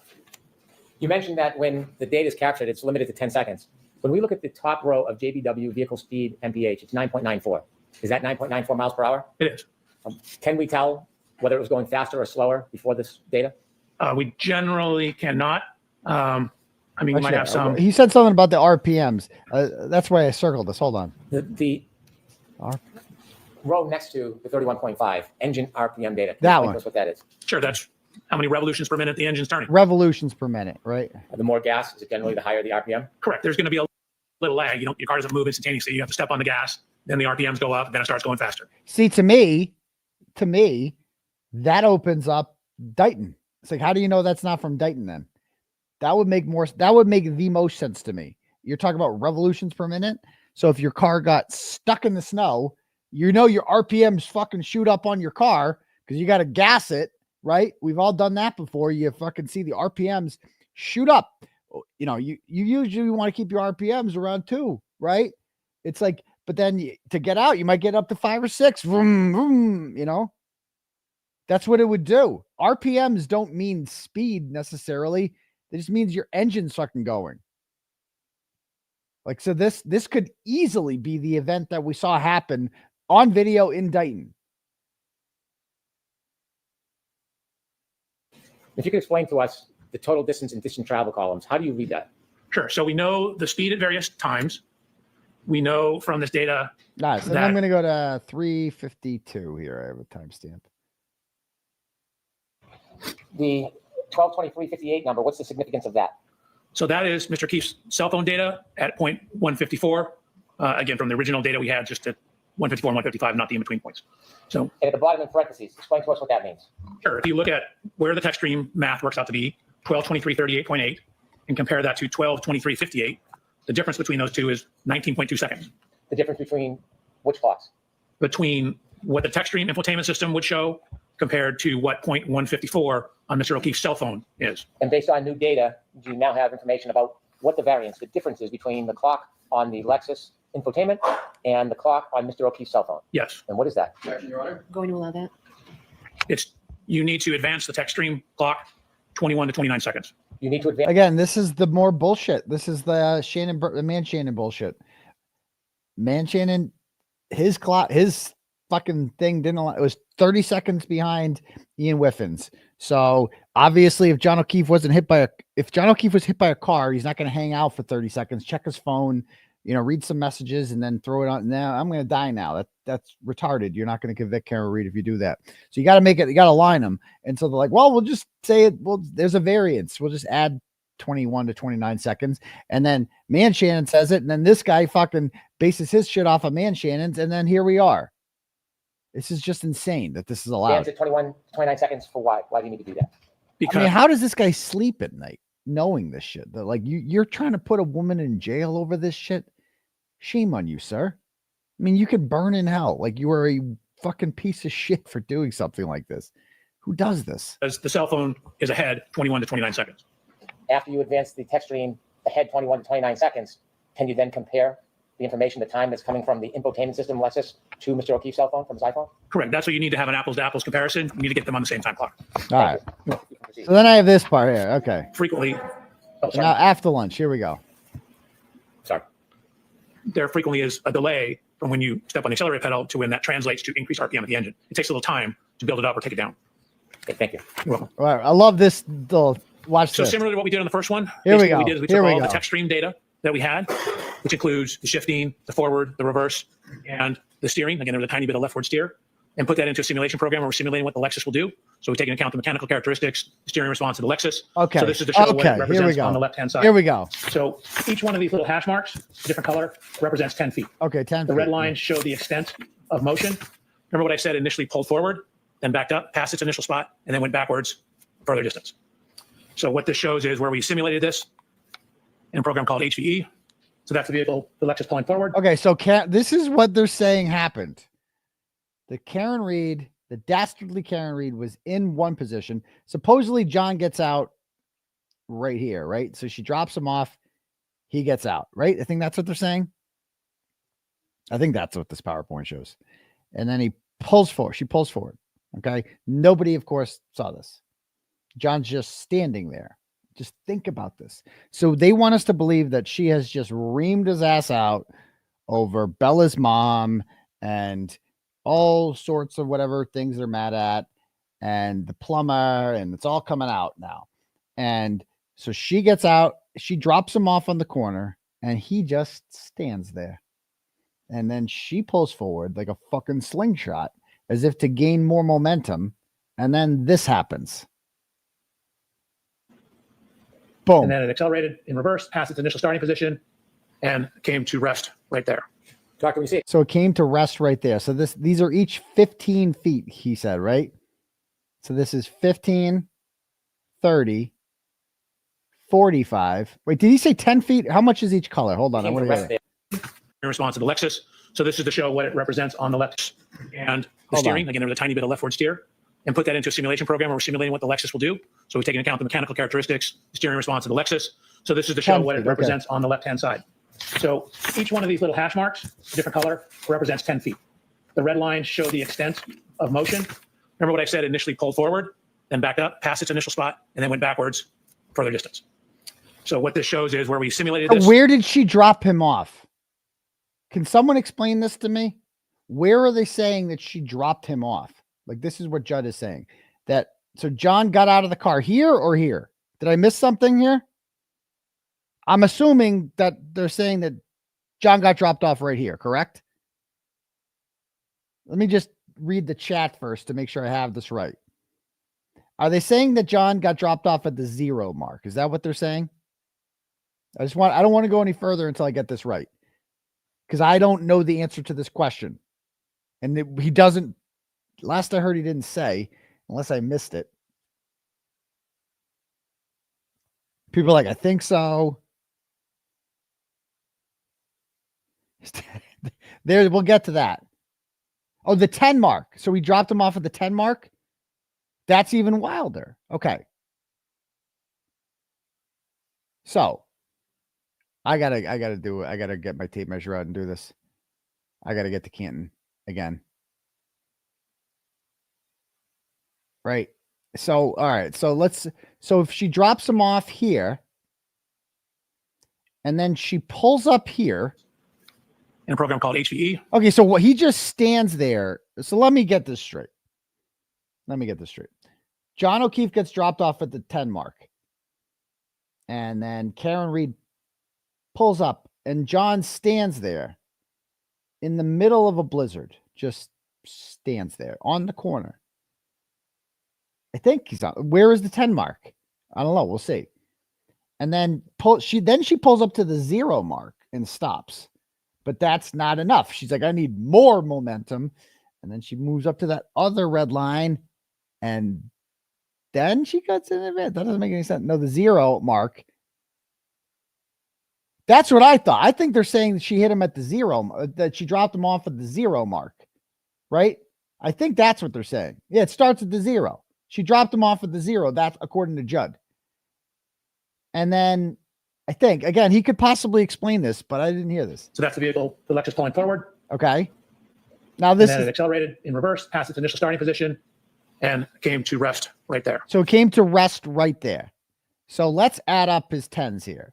So this is 10 from the 0 spot. So if this is the corner of the lawn by the flagpole, we have 10 feet, 20 feet, 30 feet, 40 feet, 50 feet, 55 feet. They're saying. So they're saying that, so he clips him right here. And then of course his momentum isn't going to let him just stop right there. He keeps going back and stops right here at 55 feet. And now it all makes sense. Now it all makes sense why they didn't grill Jennifer McCabe about the white Jeep. Now, because they didn't grill her they didn't even ask her about that. And I'm like, why did they leave that on the table? Because they saw Jed's PowerPoint presentation. And they're like, oh, we like the white Jeep now. You guys, wait, let's go with the white Jeep here. Because I believe, according to this own recreation, shouldn't she have crashed into the white Jeep? Isn't that what happened here? Am I wrong? Is that not what happened here? Like, I believe I'd have to, again, I want to go and measure it out. The white Jeep, the back of it was by the mailbox. So the front of it's 10 feet in front of the mailbox. And how far away is the flagpole from that? How could you avoid the white Jeep? No wonder they didn't challenge that. They like the white Jeep being there. The white Jeep actually makes this even more ridiculous, doesn't it? Thank you. No, the 3-point turn's over on Cedar Crest. They got rid of 3-point turn a while ago. All right. So that I thought that was interesting. So he explains more. Doctor, when you say it came to rest there, do you have data that the defendant's Lexus stopped there? No, it did not come to rest. I misspoke. That's where the text stream data ends. As you can see here, it's still going.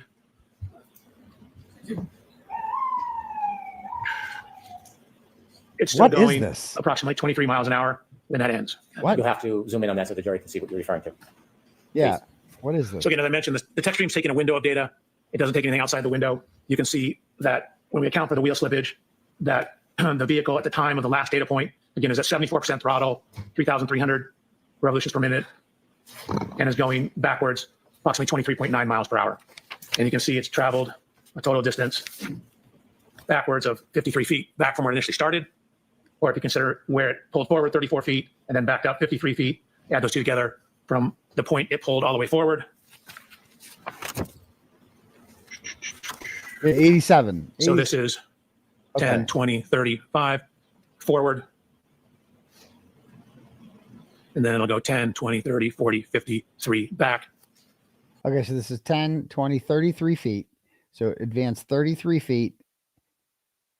And he stood there. I don't get it. Is he here or here? For a total of 87 feet. So from the maximum point it pulled forward to where it backed up, again, that was. So this is even wilder. He's saying that the car reached 24 miles an hour. I measured it out when I did it in 62 feet. I couldn't hit 24 miles an hour in 62 feet. But now he's saying that actually you only need 33 feet to hit 62 miles an hour. You cannot do that. You can't. This is fucking retarded. This is fucking retarded. You should never went 24 miles an hour in reverse. Stop it. 34 feet forward, then a total of 53 back, total travel distance of 87 feet. Nobody heard this. Went all the way forward where it stopped, and then backed up 87 feet. When the text stream data stopped, it's still moving. It's still moving about 23 miles an hour, and you're still at 74% throttle and 3,300 revolutions per minute on the tachometer. This RPM is data. such fantasy. We could turn the light on for a moment. I did. As part of that opinion, you mentioned that you considered mileage to map distances as one way of mapping the location. Oh, here we go. Here we go. Do you remember that? I do. If you could provide us with slide. In the left-hand box a little bit. 2 meadows, the first box. Do you see that? I do. There are 3 different mileage numbers. Yes. And then there's streets to the left. Can you explain what's set out in that box? Sure. There's basically 3 different routes you can go. Sherman Street, Pleasant Street, Washington, and Sherman Street. When you considered the shortest route, 2.3 miles on Sherman Street, did you attempt to determine how long it would take to travel 2.3 miles, how fast the car would have to be moving or how slowly it would have to be moving to travel 2.3 miles in 4 minutes and 15 seconds? Yes. And what did you determine? So to go 2.3 miles in 4 minutes and 15 seconds, you would need an average speed of 32.47 miles an hour. I mean, so you need an average speed of 32 miles an hour to get back in 4 minutes in a blizzard. And you go through a red light. And there's a fucking stop sign. There's a couple stop signs you got to go through. There's a stop sign at the end of Fairview. And you got to take a right onto Sherman. And then you got to take another left. Every time you do that, you are slowing down. So this whole 32 miles an hour, you're not going 32 miles an hour in a straight line. You're stopping several times. Also, it's fucking a blizzard.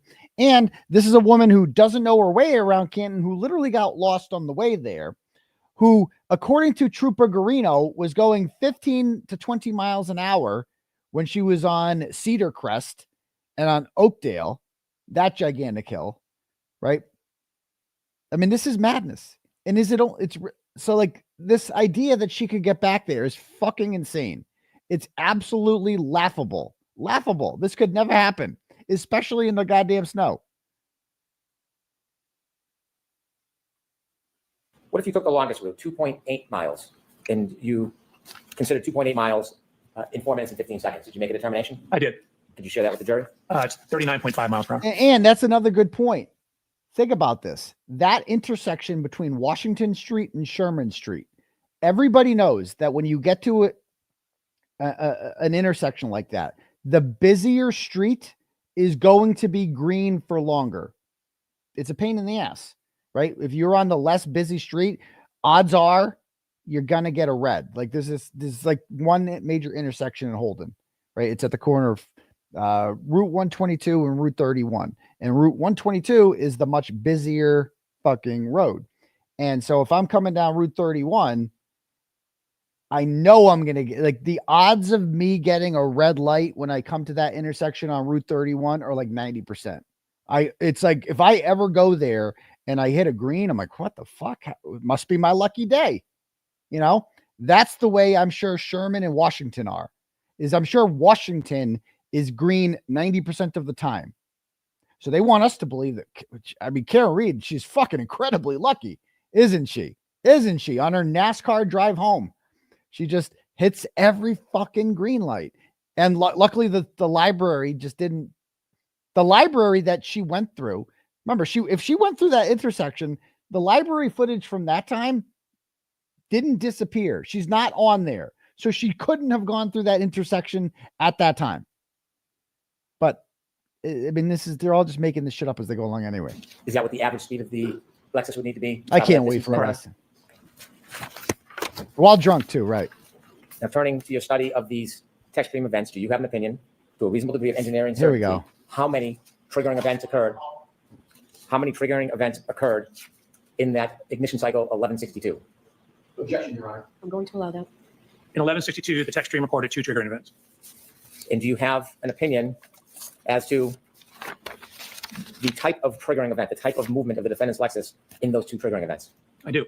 Regarding the first triggering event, 1162-1, do you have an opinion, to a reasonable degree of engineering certainty, what type of event the first triggering event was? Objection, Your Honor. I'm going to allow that.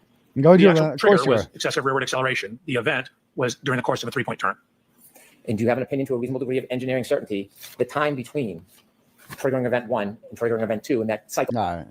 So again, the initial forward motion is 34 feet, followed by crossing the initial point, and then backing up an additional 53 feet. And finally, regarding this part of your analysis, do you have an opinion, to a reasonable degree of engineering certainty? So this is the point where I no longer have timestamps because I didn't prep enough for this show. So I'm going to bear with me while we try to find the good stuff here. Okay. As to whether the defendant's Lexus was decelerating, accelerating, or remaining the same at the end of that data captured at the triggering event 1162-2. It was accelerating at 74% throttle. In addition to your analysis of the tech stream data, one final question. Do you have an opinion, to a reasonable degree of engineering certainty, the relative time this backing maneuver occurred with the defendant's Lexus that you just spoke about? Yes. And could you share with the jury your opinion, to a reasonable degree of engineering certainty? Sure. It matches the window of the cell phone data for Mr. O'Keefe that puts it in front of 34 Fairview. So the backing event occurred somewhere between 12:32:04 and 12:32:12. So I want to turn to a different part of your study of this case. Okay. At some point, did you try to determine whether there was an intervening event that could... Okay. At approximately 5 o'clock in the morning. And so we wanted to look at the backing activity and whether that contacting Mr. O'Keefe's vehicle, whether that was sufficient to cause, or what damage it could cause, and particularly was it sufficient to cause damage to the right rear taillight of the Lexus. When you were asked to engage in the study, were you ever asked to reach a certain conclusion? Never. Yeah, right. Influence other than the data and facts on your analysis? There's never been any influence. The influence. Oh, no, not at all. Whatever the data shows. When you engage in whatever studies you undertook that you'll explain to the jury, were you given any direction or limitations on what you could or should do? Yeah. And in the steps you took, please. Sure. Probably best on the slides. As Miss Reed. So Miss Reed's vehicle is on the left-hand side, taken during my inspection. And then I found this exact same year, make, model, manufactured at the same plant, everything Lexus in Texas. So even though it looks like a European plate, it's a Texas plate. Purchased the vehicle, had it shipped out to California. So I verified that TIS, that's Toyota Information Services, Toyota Information System. So I ran it through to, as a and you're looking at data and photographs. And what we're trying to do is take 2-dimensional images so you get back 3-dimensional measurements. There we go. So here we go. So now they're doing this. So Mr. O'Keefe's vehicle. I don't know if you noticed, but there actually is contact between the vehicles. Oh, there is contact. So there, he admits what what's his face couldn't. There is contact between the vehicles. He admits. So one of the first things we wanted to do is determine the frame rate, which is how many video frames are played per second. Your normal kind of video camera has about 30 frames per second. Your standard movie is 25 frames a second. You know, a modern IMAX is like 60 frames a second. The frame rate of the camera, how many images it shows per second, because video and films are just single images played really fast, so it looks like motion. And so determining the time between each frame tells you how much time occurred. So if we know the time between each frame, and then we can figure out how far the vehicle moved, distance divided by time is speed. So we put it through a couple different programs. This is called Amp5. We got 19.8 frames a second. Each frame represents frames. Frame. So here's frame, not super red. This is frame 265. Hold on. And we have a time.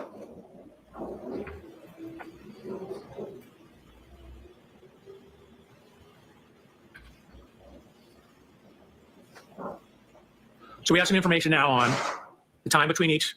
Whoa, what was that? Frame. So here's frame 0. This is frame 265. We're 13 seconds into it. Here's frame 305. Notice you see brake lights on the back wall here. Notice how they're not super red because you still have reverse lights on. Now they all go off. The Lexus brake lights have been turned off at frame 353.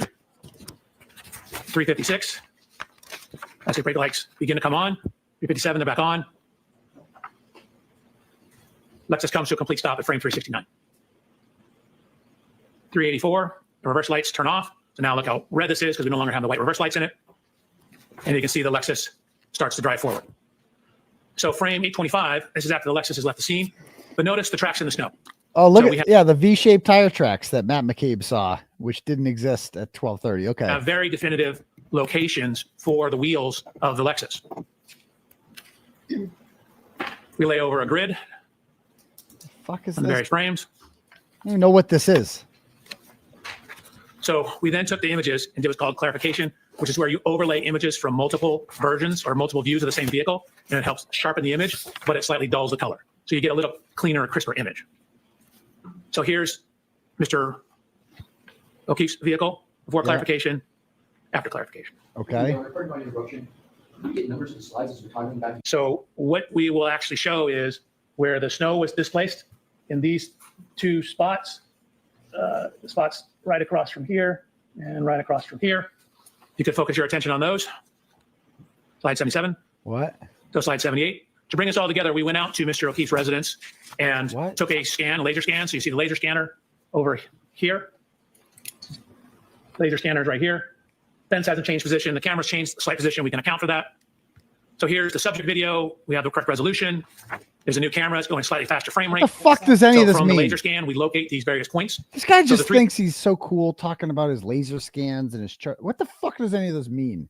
Yeah, we get it. You're really cool. You have laser scans and shit. Okay, can you explain the science of how John O'Keefe was hit by a car, please? Because I've yet to hear that. The scanner knows the exact position of all these points on slide 80 in the image. Some three-dimensional information from our 2D video. What? So there's the points on slide 81. Slide 82, excuse me, slide 81, second part. I don't get it either, either, Lindsay. Fading in. I don't get it. So what you see now, I go back to the beginning of slide 81. This is the picture from the video camera. And then what you see here is, which is barely any difference, and that's because what we've done is we've now overlaid the points from really the laser scan. So now each one of these little speckly points, we know the exact 3D coordinates of those. So we can What now the know the fuck exact is he position of all these talking fence about? posts, all the positions on the driveway. Dude, we can use that to This calibrate. is so on the slide. fucking stupid.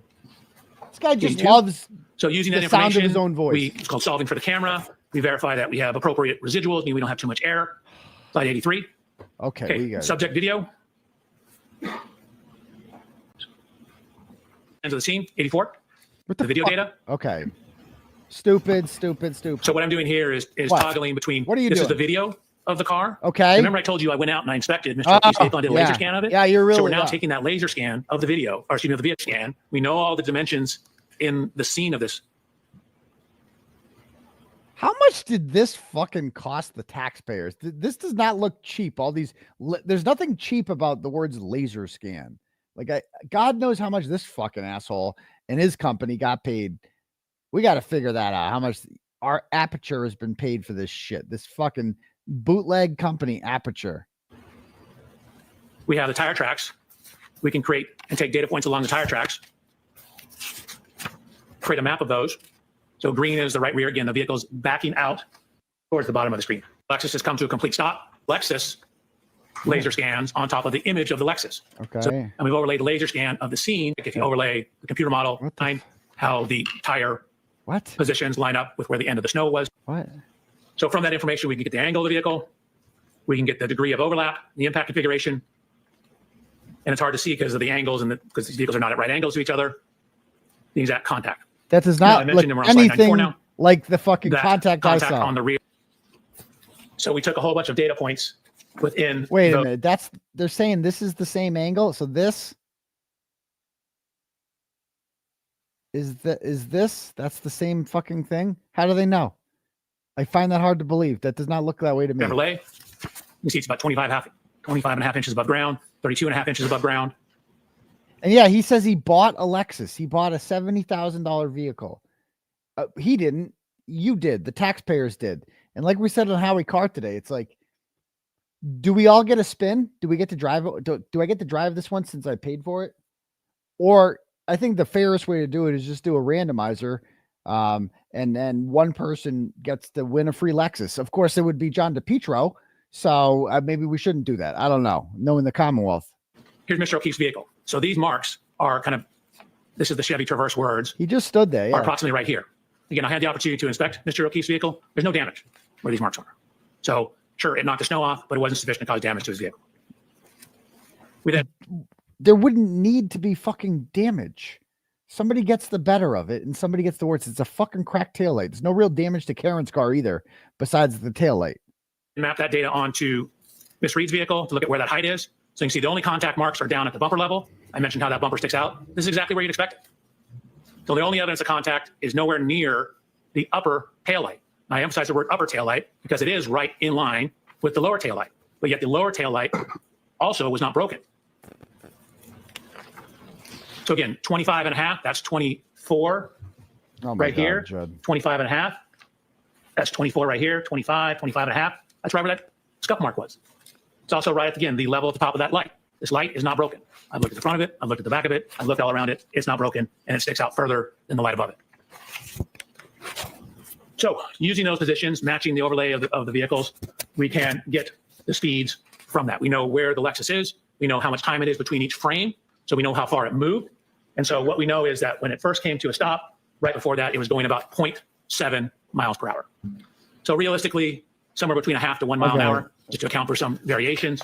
But he spent a lot of time in his PowerPoint presentation focusing on trying to disprove that the tail light wasn't broken during this incident. How about more time spent on actually proving John O'Keefe was hit by a car?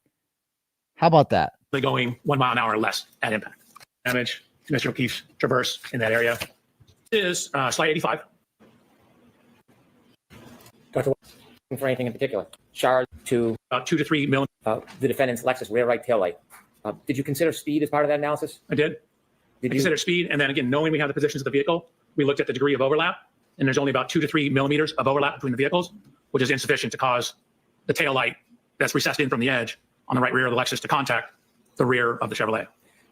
Considering all the data analysis that you did you come to a conclusion to a reasonable degree of engineering certainty whether the right rear taillight of Ms. Reed's Lexus was broken or damaged during the contact with Mr. O'Keefe's car at around 5:07 a.m. on January 29, 2022? That impact did not break or crack the taillight. Is that your opinion? Oh. That's my opinion. Is that your reasonable degree of engineering certainty? That's to a high degree of engineering certainty. You mentioned there were 3 areas of... But a fucking arm did. Like, what has more resistance to it? First of all, this guy's not a fucking scientist. Like, what has more resistance to it? If a car, a Traverse weighs 7,000 pounds, okay?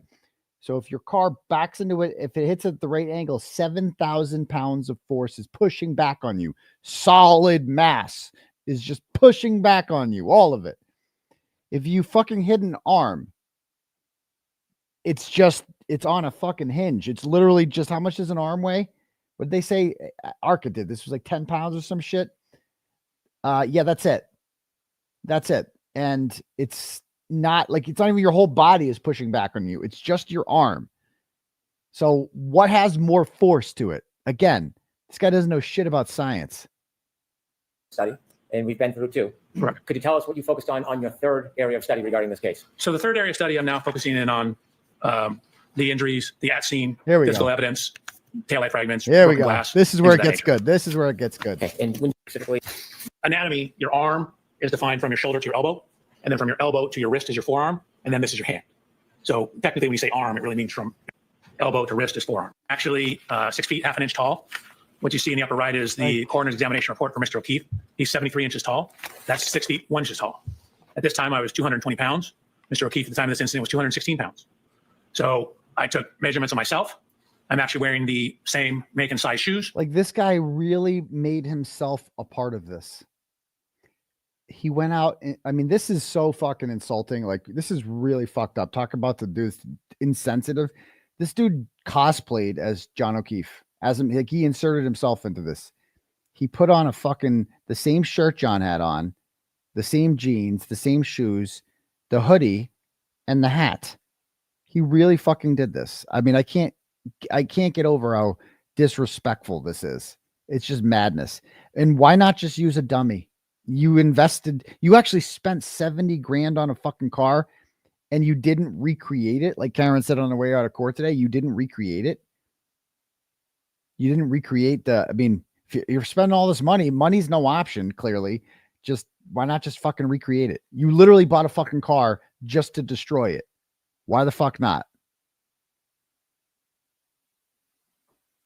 As Mr. O'Keefe, the same brand of jeans as Mr. O'Keefe, the same brand and size shirt of Mr. O'Keefe.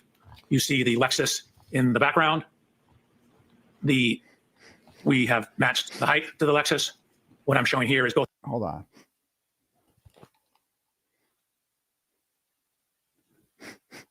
I smell a fire. Hold on one sec. I got to make sure nothing's on fire. Hold on.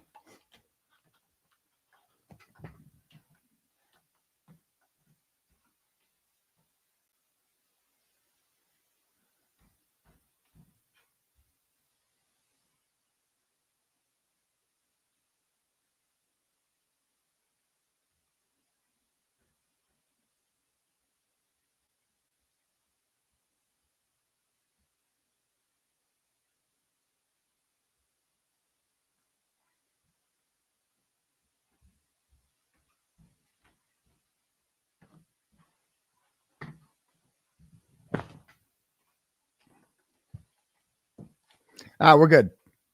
We're good. Nothing's on fire. It just smells like one. I think I got the windows open. I think there's a fire outside or something. Anyway, back to this. Both my height, and then keep in mind where the height of this wing is relative to my right eye. This is fucking So now I'm wearing. Dude, he looks just like him. This is so fucking creepy. Like, this is fucking creepy. So I cannot believe they're going the extra mile now. And they're saying that the cuts on the eye came from the spoiler. I cannot fucking believe this shit. Like, this is a joke. It's right? the same shirt and shoes, same type of sweatshirt, and actually the same kind of baseball hat. We tried to determine the exact glass from the Waterfall Grill. Found out they were getting different ones at different times, but I ordered my glass from the same distributor that Waterfall Grill ordered their glasses from. So you can see in my right hand here, I have a glass. Here's a glass. It looks similar. It's from the same location. And then in the lower right photograph, what I've done is I've rolled up my sleeve, taken the sweatshirt off, and I'm going to look at how this contact pattern lines up. Why did he roll up his sleeve? Did John O'Keefe roll up his sleeve? John O'Keefe's arm was covered in punctures, little things in them, right? This is, I cannot believe this happened. Why would he roll up his sleeve? And I can't believe he's doing it. And he's holding the cocktail glass. So they want us to believe. I can't believe this. This is like Plevin on steroids. They want us to believe that he stood there holding a cocktail glass and just stuck it out over the road in the middle of a blizzard while his crazy girlfriend moved up 33 feet and then gunned it in reverse, clipped him, smashed into Higgy's Jeep, and then just got the fuck out of it. This is fucking comical. This is more hilarious. This is actually more hilarious than Trooper Paul, except it's not funny because they're trying to frame someone for murder. So the first set of slides, I'm simply standing next to the Lexus. We know we have a broken taillight. We know we have scratches on Mr. O'Keefe's arm. I'm seeing how those may or may not relate to the height and position of the taillight. Dr. Welcher, if you could back up one slide, I have a question for you. In the middle photograph, at the top of the Lexus, there's like a rim. What do you call that? I call it a wind wing. I mean, it could be a wing. Okay, thank you. Air dam would be another phase into the Lexus. Okay, here comes the paint. Here comes the paint. So here we go. I then set about to here we go. Lexus. The first test you're going to see is me. Oh, is that why he didn't want to walking get backwards or actually sideways into the Lexus? What I've done is I've painted the Lexus right rear taillight with what's called grease paint. Kind of sort of like paint, but it doesn't dry. And then I have backed up sideways, side shuffled into the Lexus with my arm out, see what the damage pattern looks like, or basically where someone of Mr. O'Keefe's height's arm would contact the rear taillight. So then what you see is I've shown the photographs again. This guy totally just wanted to be on video rocking the guns. He's like, look at this shit. Look at this. Everybody look at my fucking arm. Look at that. That's all this is. This guy just wanted to be on TV rocking the guns. That's all this shit is right here. I mean, I can't fucking believe this. This Smurf motherfucker painted himself blue in a murder trial to prove that because of science. I guess this is what science is. The Smurfs just come along. Oh my God. This is Bill Nye the Smurf guy. So the paint transfer onto my arm, the yellow grease paint on my hand was to show where my hand would hit the taillight. What? The hand? And so just kind of me walking slowly sideways into it, the approximate location of the taillight, and I'll line it up with the broken taillight in a second, lines up with the approximate location of the lacerations on Mr. O'Keefe's arm. Dr. Welcher, let me ask you a question. When you're engaging these demonstrations, are you attempting to try to show exactly how Mr. O'Keefe was struck? No. So we don't know exactly how he was struck. And pedestrian impacts are extremely sensitive to exact angles. And so where exactly your foot is, whether your foot's off the ground, can have an effect on where you end up after that. We just don't have enough information in this case to determine all that information. We know the taillight was broken. We know the glass was broken. We know we have damage to the rear of the Lexus. We know we have lacerations to Mr. O'Keefe's arm. So I'm trying to see if there's any correlation between all those. Well, can body posture on a clip or a side slight collision change the trajectory or the injury? Of course. Can the way somebody moves or reacts before impact change it? Yes, Your Honor. Sustained. What are other things that can change the trajectory of the person and the injuries? So, for example, if you get hit and knocked off balance or clipped and knocked off balance, you can take additional steps. That'll affect how far your body travels. If you have one foot on the ground versus the other foot on the ground, affects how the body rotates. If your arm is at 90 degrees or 85 degrees, will affect the kinematics. We attempted to model different possibilities, and we're getting results that were all over the map. Small changes in the pedestrian position give you huge change in the output. And so from the techstream data, we don't know exactly when in the techstream data he was hit. So we don't even know the exact impact speed. In most pedestrian reconstructions, you typically have a point where the impact occurred, like where the person was, like in the crosswalk, for example, and they get hit and their tire leaves a rubber scruff. That's called the area of impact or point of impact. You then can look at how far they were thrown and using some laws of physics, calculate how fast the car had to be going. Well, we don't have that in this case. We don't know exactly where Mr. O'Keefe was on the roadway when this happened. Sorry, I'm about to go to the next slide. Without having an exact point of impact or an exact speed or an exact body position, are you able to specifically replicate the actual collision in the way Mr. O'Keefe's body would move? Exactly replicate? No. And again, in terms of how he would move, again, we don't know where exactly on the roadway he started. So in terms of how he moved, that's a function of where he started. We don't know if when he was clipped, he took an additional step when he was falling clipped backwards. So that will change. It's so prejudicial for him to say like when he was clipped, like it's a statement of fact. I guess this definitely when he was clipped. You think he was clipped, you're saying when he was clipped. And that exactly, Glera. That right there is reasonable doubt. So we don't know. You don't know. Unknowns. How far you are off the roadway. So the impact, which you'll see in a second, even at 2 miles an hour, will induce rotation of the body. So depending on the speed, the higher the speed, the more rotation. So if I may, so slide 111, this is simply showing where I walk sideways, how this lines up with the location of the lacerations on Mr. O'Keefe's arm. Here's the post-contact scuffing on the taillight. Here's a picture of Miss Reed's vehicle on the right-hand side. Oh, man, you got to be kidding me. So now I said, okay, that was me walking into the car. Let's have the car drive into me. I did this at very low speeds. And you'll see, and we'll show this from two different angles. Look at this. That's me showing. Like this, this is the moment when we all lost it, was it not, guys? This was our Trooper Paul moment. He went full Trooper Paul. Here we go. I'm doing test 2. Yeah, it's run into at 2 miles an hour. This is from a camera that we have pointing down at it. This is the speed. You'll see it's only about a 2 mile an hour impact. But even a 2 mile an hour impact redirects me back and causes me to rotate and take a step. Yeah. I mean, this is scientific.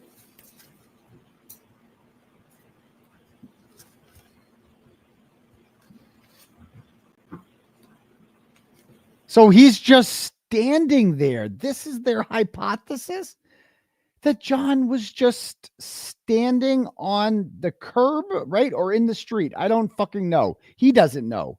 And he just has his fucking arm out holding the cocktail glass for some reason.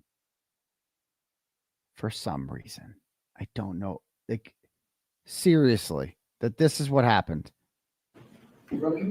Yes. Okay. And then he hits that. So let's watch that one more time.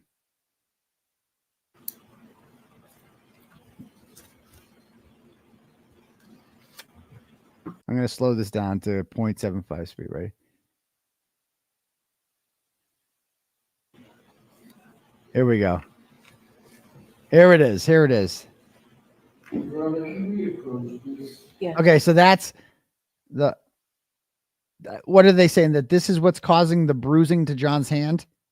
So that causes the bruising to his hand. And then this happens at 24 miles an hour and causes this bad boy to just fucking explode. Okay. That proves the paint got on him. So I guess he got hit.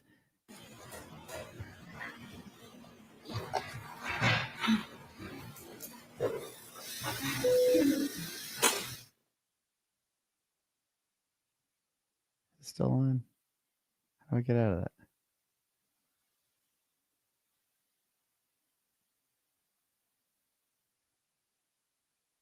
What speed is it on?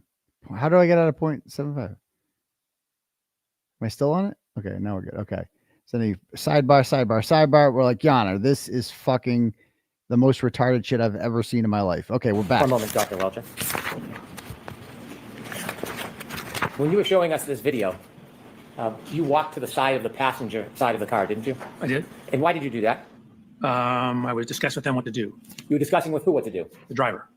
But in no way were you trying to imitate or give a demonstration of what you believed Mr. O'Keefe's movements to be. Oh, no.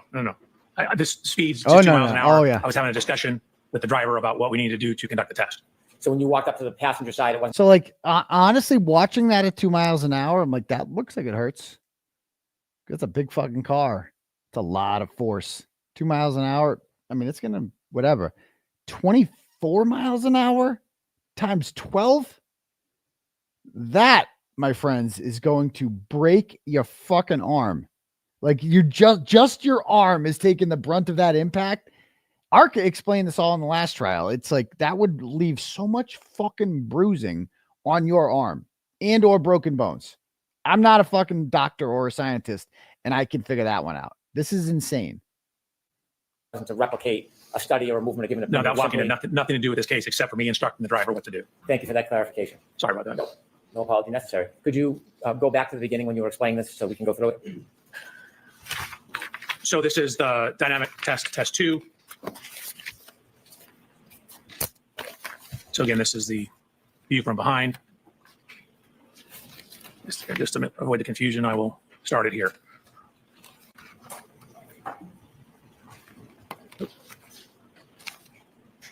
Which speed is the car traveling? You can see it.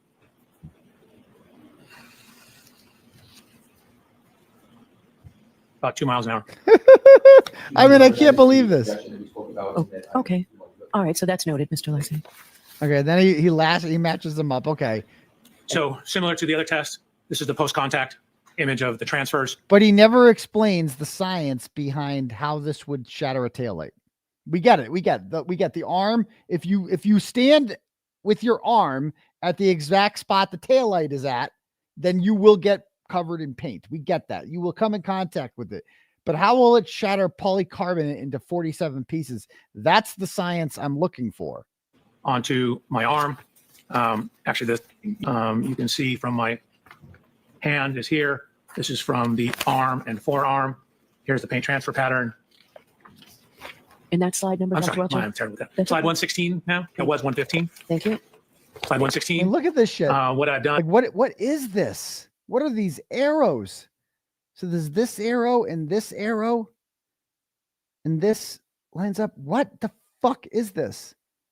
So this did this. What is he saying? I've taken these yellow lines to show the extension of the components on the rear of the exemplar Lexus. Then I've done this extension of those same components on the rear of Miss Reed's Lexus and shown how the approximate location of the fractures in the taillight match up with the approximate location of the contact of the arm onto the taillight.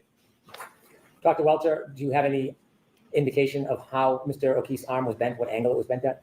Not exactly, but for these to be It never does, right? taillight shard fragments, they would need to be in the area of the taillight, but it could be further up. We know from the police photographs that there was a damage to the rear body panel in the area I'm searching here. So it's possible his arm was a little higher up and the glass hit the rear of the Lexus and caused that damage. In the bottom right, It's possible the glass hit the rear. It's possible, but not certain. Possible that the glass hit the rear of the Lexus and shattered, because they have so much to explain. They have to explain the fucking boxer's fracture he's got here. He's got to explain a broken cocktail glass that doesn't appear on the bumper. He's got a lot to explain here. I will strike that last part about the glass. What do you strike that? Let me hear the. His arm was a little higher up and the glass hit the rear of the Lexus and caused that damage. In the bottom right, I will strike that last part about the glass. Unbelievable. The purpose of the circle is for what, Dr. Welcher? To show, in this case, primarily the location of the lacerations up on the arm, the upper part of the arm, and that they match up with the locations of at least the one remaining shard in the rear taillight of Mr. E's Lexus. Looking at the picture of the Lexus bottom right middle, are there any marks on the Lexus itself that you took note of? Yes, the next slide. Thank you. Actually, it's 2 slides. So there, again, this is the evidence marker. There was a horizontal scuff. We know Mr. O'Keefe had blue jean type pants on. There's a scuff in the area that would approximately correspond to hip level for Mr. O'Keefe. Next slide, please. Yes, ma'am. 118. Thank you. And did you describe what you saw on the bottom right-hand corner photo as well? I believe, yes, I did. That's the scuff that lines up with the approximate height of Mr. O'Keefe's right hip. So then I included previous image that you've seen, slide 119, with the reconstructed photograph of the rear taillight, showing where some of the fragments are. You can see where those fragments are relative to the curvature of the taillight. They'd be in the area somewhat centered within the region of the 2 yellow lines on slide 119. Is there anything about the photograph in the top right-hand corner that's important? If so, could you zoom in and show us? So again, it's showing that this is when it's, I believe, in the Sally Port at the police station, showing that what scuff what on the right rear body panel. What's that scuff from? Like the scuff is from what? Did you see any similar scuffs in the middle back of the car? Sustained. Did you see anything notable as far as damage to the middle back of this Lexus? This is so bad. The middle? Yes. Like back where the doors are? But with the middle of the back of the car, did you see any similar damage to the middle? There were scuff marks that ran along the bumper. Okay, continue, please. So this is showing his jacket he was wearing, that the puncture marks coincide to the marks on his arm. This is from the autopsy report. A couple things it notes: a 0.5 centimeter abrasion on his right lateral knee. He's got a laceration on his right eyelid. That corresponds to the height of that rear wind wing on the back of the Lexus. Sustained. Thank you. How tall was Mr. O'Keefe? 73 inches tall, 6'1". And how high was that wing from the ground on the back of the Lexus? It was about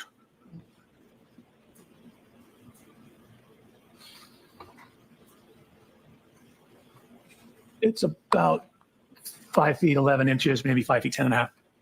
Thank you. You're welcome.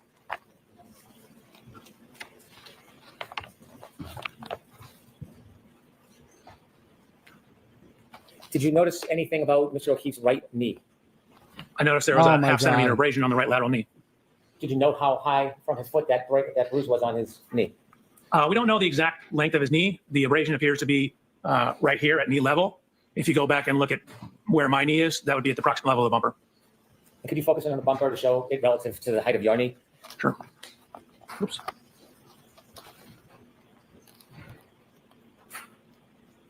So my knee is approximately right here. This is where the bumper is. To the side of Mr. O'Keefe's knee would be in this general area. Okay, thank you. You're welcome.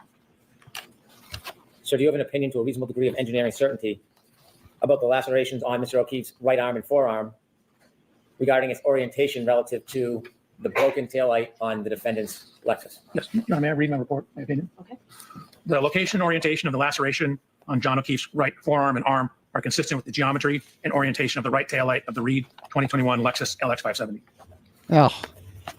After considering these 3 different subjects that we discussed, the techstream data, analyzing the touching between the defendant's Lexus and Mr. O'Keefe's car, and then your demonstrations regarding the injury to Mr. O'Keefe's right arm. Did you consider further evidence in reaching any conclusions as an accident reconstructionist and a biomechanical engineer? Yes, I did. Could you turn us to slide 124, please? So this is some of the location of the physical evidence.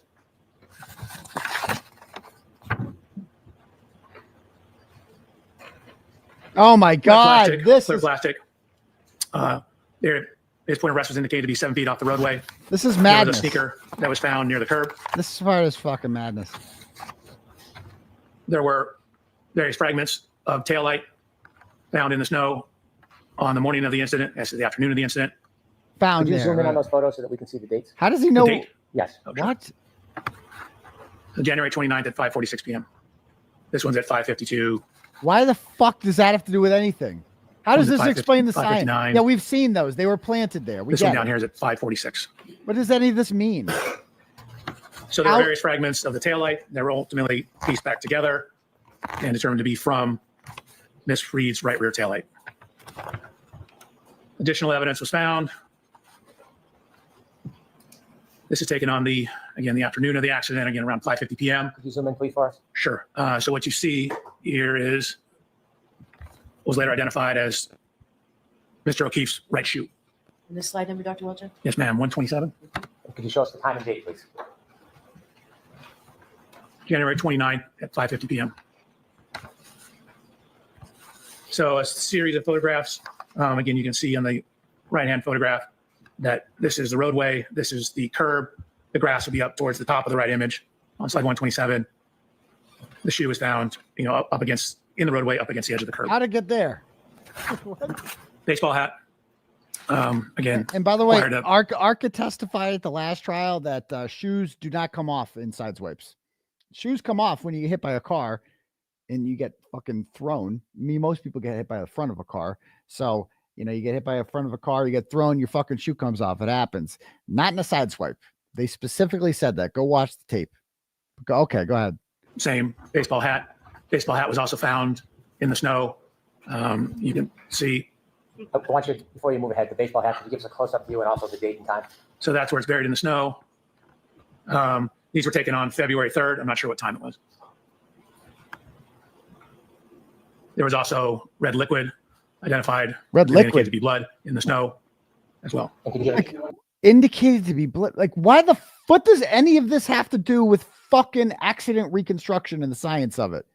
He's just taking other people's shit and be like, yes, everything confirms this. She also said on Dateline, she also said, I hit him, which science shows confirms this. What the fuck does oh my God. I'm going to sustain that objection and strike. Another strike. The last part. Another strike. You don't need to come to side part, right? Like he's describe the color of constantly doing this shit. There was red coloration in the snow. And could you give us that date if it's different than February 3rd? I thought that was February 3rd as well. Is there a date on the photograph to the left?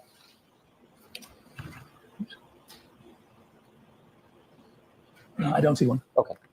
Do you know if those photos were taken by the Canton Police Department?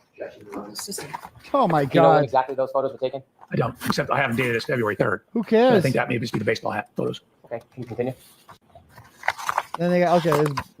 Sure. So at the bottom, Oh boy. it indicates where it's from. So this was from a presentation I gave looking at pedestrian injury biomechanics back in 2005. Oh, 2005. And what it's showing is what are the most common injuries in pedestrian impacts. So what it shows is head injuries are the most common injury in pedestrian impacts. So on the right-hand side, it's all injuries. You can see of all the individual study, the highest prevalence or highest or most common injury was head injuries. In those that sustained severe life-threatening injuries, again, the highest was also head injuries. What does this have So to head do with injuries are anything? very commonly associated. Here is from Mr. O'Keefe's autopsy report. The lower right diagram, the green line represents the fracture lines, predominantly here, at least in the base of the skull. What? So in the biomechanical and forensics just means the legal related scientific industry, it's literature that's looking at where head injuries from falls commonly occur. I'll strike. I'm going to strike. Another strike. Yes. Another strike. So that was slide 131. No, that was 132. I moved it. I mean, how is there no repercussions for this? It's just like strike. Yeah, we're going to strike that. I'm going to strike. But Brennan just keeps asking questions and this guy keeps giving answers he has no business giving. And oh, strike that. But she's not like reminding the jury. By the way, pay no fucking attention to that. Pay no attention to that. Oh. As you said, take that. One more question to agree. Do not take that into consideration. So, jurors, when I strike something, that means don't pay any attention. Thank you. Continue, Dr. Welcher. So, Your Honor, I need to go past that slide. Okay, go ahead, go past it. This is the next slide. Okay, if you can continue. Sure. So I provided peer-reviewed scientific literature that looked at a metric where they were publishing research trying to delineate falls versus blows or assaults. And so this metric is in that scientific literature. They looked at a total of 400 different events, 235 falls, 165 assaults.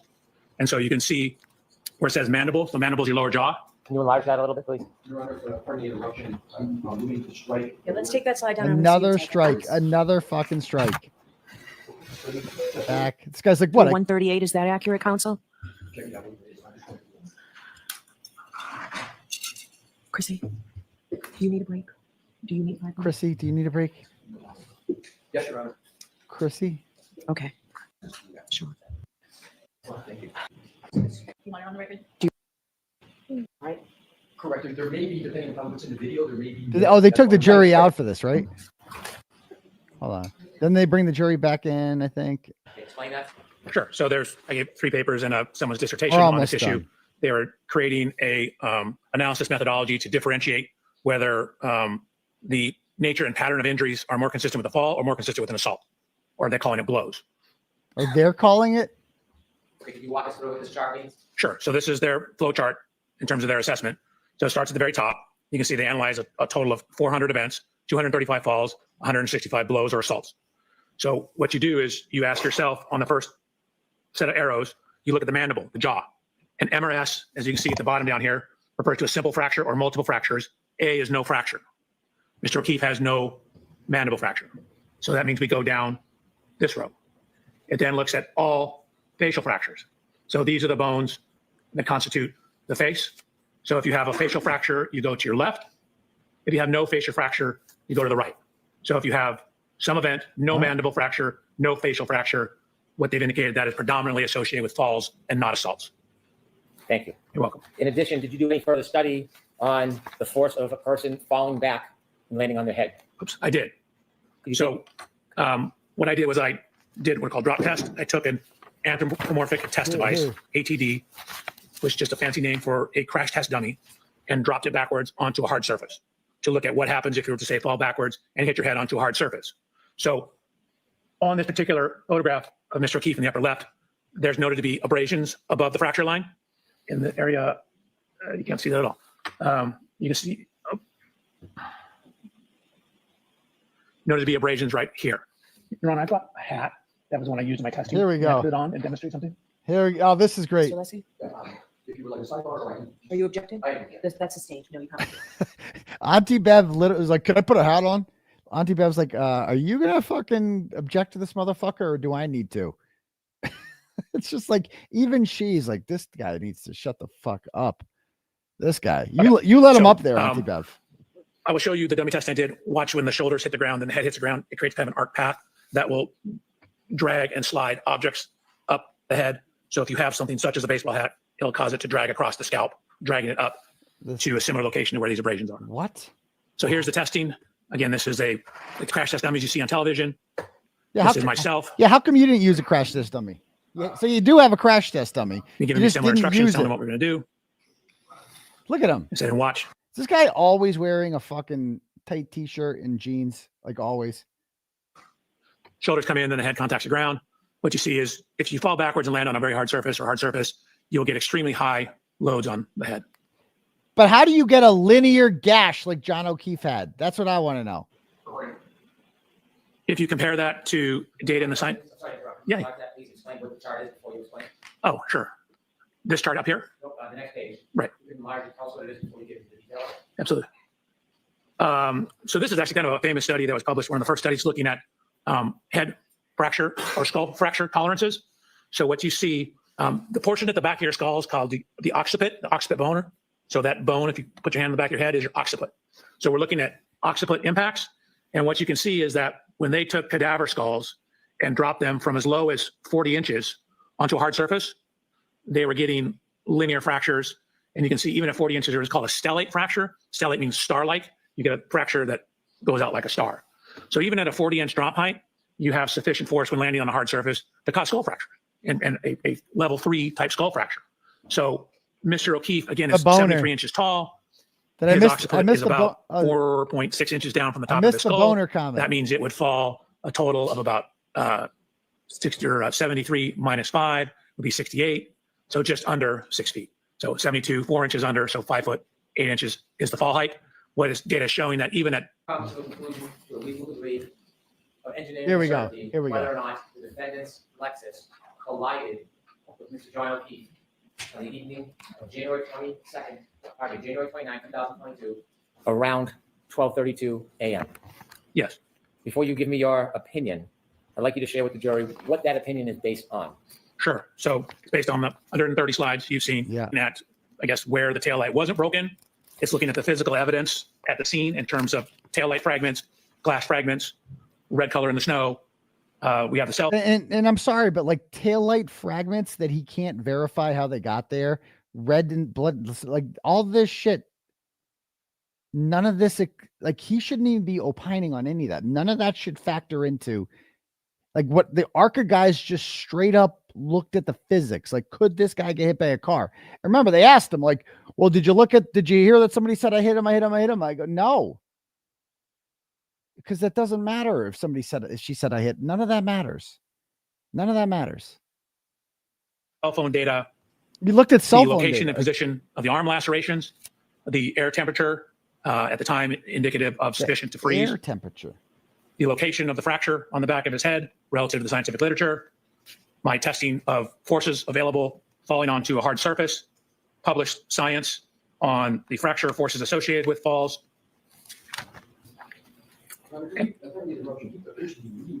I'm sorry, I'm reading from my report. I'm reading from my report. Can you answer without reading from your report? Probably it's more complete if I read my report.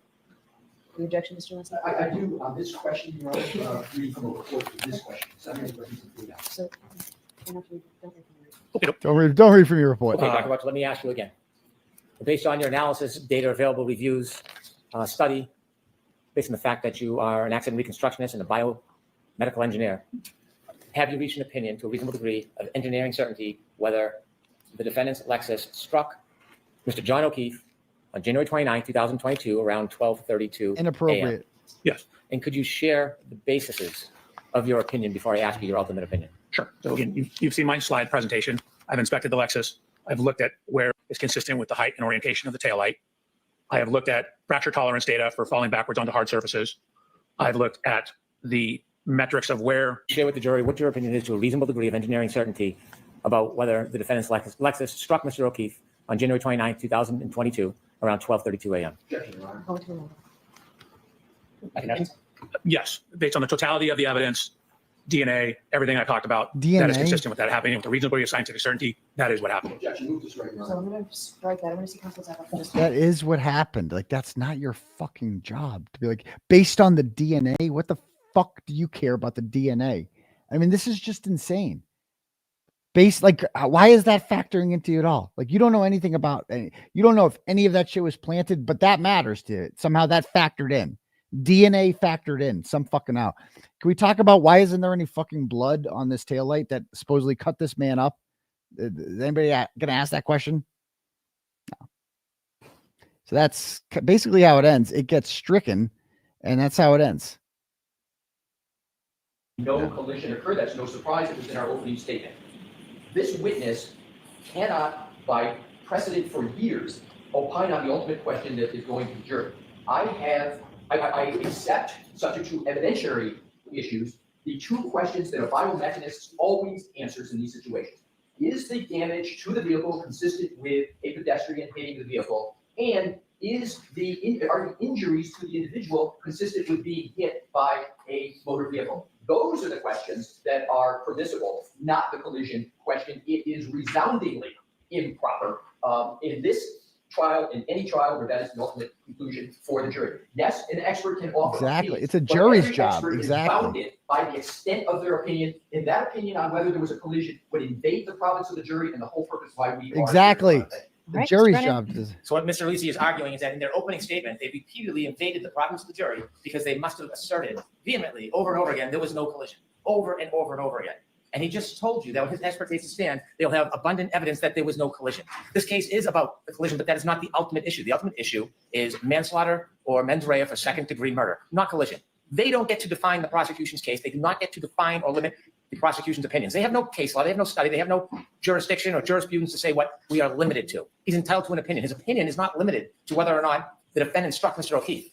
That evidence is obvious. It's not whether or not there's damage to the car or Lexus. That evidence is obvious. He also, as an enormous part of a biomedical engineer and accident reconstructionist, he studied the techstream data. They didn't. He did. And he's entitled to give an opinion. The techstream data, based on fact and science and data, tells us when, if you put it together with other evidence, and where, when you contribute it with other evidence, this collision actually occurred. We don't have to play peekaboo and close our eyes to the reality of the fact that the evidence supports the conclusion to a reasonable degree of engineering certainty that the defendant struck Mr. O'Keefe with her Lexus in front of Fairview Road. I am not interjecting the defendant. I always refer to her car, so it is sanitized, her Lexus. I've been careful about that. I don't have to, but I'm very careful about it. He is relying on the techstream data. The physical evidence is independent studies. He is allowed to offer an opinion about whether the injuries are consistent with the damage to the car, whether the damage to the car is consistent with the injury to Mr. O'Keefe, and he's also allowed to answer, in his opinion, the issue of a collision. Putting aside the fact that that was emphasized and repeated in the opening statement, whether the defendant's Lexus collided with Mr. O'Keefe on January. You're going to ask him what else? I will do around 12:32 a.m. That is one of the opinions we're going to ask him. Nothing to do with the ultimate opinion of guilt or innocence, or whether it's manslaughter or there's mens rea for second-degree murder. And what was your second? You said that's one of the opinions you're going to ask him. What else? I will also ask him about the consistent with, whether the injuries are consistent with. With what? With what? With what? I'm going to ask him after this part about the difference between a clip or a side swipe as opposed to a full-on injury, pedestrian collision from a front or back of a bumper, and there are further slides to emphasize that point. And so there'll be an opinion regarding that as well. And you consistency with a side swipe or a clip. Okay, so this is not the end of Dr. Welcher's testimony. He's just moving on to another area. Oh, God. Close, but it's not the end. Okay. Go ahead. Yeah. Your Honor, here's a case. Attorney Brennan said, go to case. Well, here it is. Commonwealth v. Coleman, 366 Mass 705. And it stands as a proposition exactly that I articulated. I won't repeat it. Secondly, Your Honor, we practice what we preach. I have the ARCA report right in front of me. And I have the report. Is that a new one or is that a? This is the new one. Okay. It's also, the old one is the same. So either one is the same. They do not, Mr. Brennan incorrectly said what our experts are going to do. I don't know why he did that because he has these in writing. Neither Dr. Wolf or Dr. Rentschler talk about a collision or conclusion. It's consistency. So those two questions I said in sidebar. And for reference, Your Honor, for the most recent is page 15. There is no. I don't have that report, so I'd like a copy of that report. Your Honor, a copy, and I also, Your Honor, refer Your Honor to ARCA's existing report, which I'm going to do from memory. I think it's February of 2024 that was done for the U.S. Department of Justice and FBI, where they basically said and gave opinions on those two items I spoke to you at sidebar. So Attorney Brennan is incorrect when he says what our experts are going to say or not. We've already committed in writing to what they're going to say. We're consistent. We practice what we preach. All right, so we will discuss this tomorrow before we start. Okay. I'll tell you my ruling tomorrow before we start. I need to go back and see what exactly came in to evidence today. How do you guys think? I mean, she was not happy with. I mean, she might actually rule in their favor in this one. I don't fucking know. But it's just that guy just wouldn't shut the fuck up. He wouldn't stop saying inappropriate things. It's out of control. But again, this is Bev Circus that she allowed. She is the biggest problem in all this. Think about how different this trial would be with a real judge, a fair judge, any judge would do besides this. It's just wild. All right, cool. Let me, again, if this guy can slip and say all this shit, I hope that ARCA slips and says we were hired by the FBI. Wouldn't that be nice? Oh, wait, strike that. Okay. Oh, yeah, no problem. Oh, sorry. Strike that. The jury heard it. The jury heard it. So again, sounds like tomorrow he's got a little bit more here. That'll probably, honestly, we probably won't get to the cross till afternoon, but I can't wait to see it. I hope to be in there in person watching it. It's fucking bullshit. I'm not, they have another draft tomorrow. Probably going to lose 5th week in a row. We'll see. All right, cool. Let me read some turtle chat, shall we? To end the evening. It's definitely a fire out there. Somebody's having a fire somewhere. All right.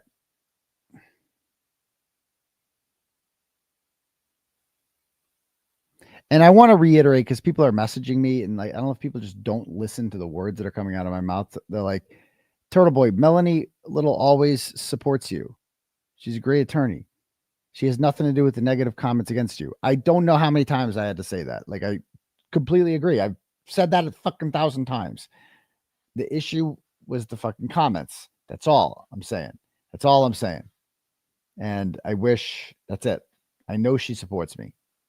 And I hope she makes it clear to them that, you know, the things, just because it's written in a charging document doesn't mean it's fucking true. Okay. Doesn't mean that these are the actual words that came out of my mouth. Doesn't mean that in fairness, if you're going to cover that, you got to explain the background. You got to explain, Colin Albert, it's Turtle Boy from the Mid-Veg Boys. Yo, bang, bang. We're going to fuck your dogs up. If you're going to read that, you got to explain to people that was satire. That he's doing a bit there. Like that you know what I mean? So, or else people in the comments say stupid shit, you know? Anyway, back to this. Let me read some more turtle chats to end this. But again, nothing against, I like Melanie Little. I want to make that very clear, because some people are just not getting that. Okay. She's on our side. Emily sends $5 and goes, some AFKR member tried comparing Judd's testing to the Mythbusters show and thought that was a flex. No, when in reality, they just proved that the Commonwealth theory is a myth. Exactly. It can't be proven. Thank you. Taylor sends $5, goes, as a self-proclaimed feminist SJW with a master's in social science, my main clientele right there. That's my bread and butter. I built my audience off of SJWs, liberal arts majors too. Thank you for your daily work in the real world, fighting for a real woman. Like Karen said the night before trial on The Glare, it's not about Karen, nor is it about you. You're just the two unlucky targets of these corrupt prosecutions. Right. Exactly. Thank you. Taylor. No, I just read that one. Andrew sends $25, goes, we all need to boot Meatball in November. That may be your final relief. I know. If we can't get a good campaign going for DA against this schmuck, we're fucked. So thank you. Jenna sends $10 because he's going to run for re-election. You know he is. Jenna sends $10, goes, just for loving menopausal women. I love my menopausal women. Thank you. They're great. They're the best because they can't get pregnant. So they're the best. Thank you. Jared sends $5, goes, hey, Aidan, I study physics in college and did out the math for the force of a collision impact, the bone fracture thresholds, and explained the expected and consistent injuries. I'd love if you could check it out because it's damning exculpatory evidence. Okay, I will try to check that out. Thank you, Jared.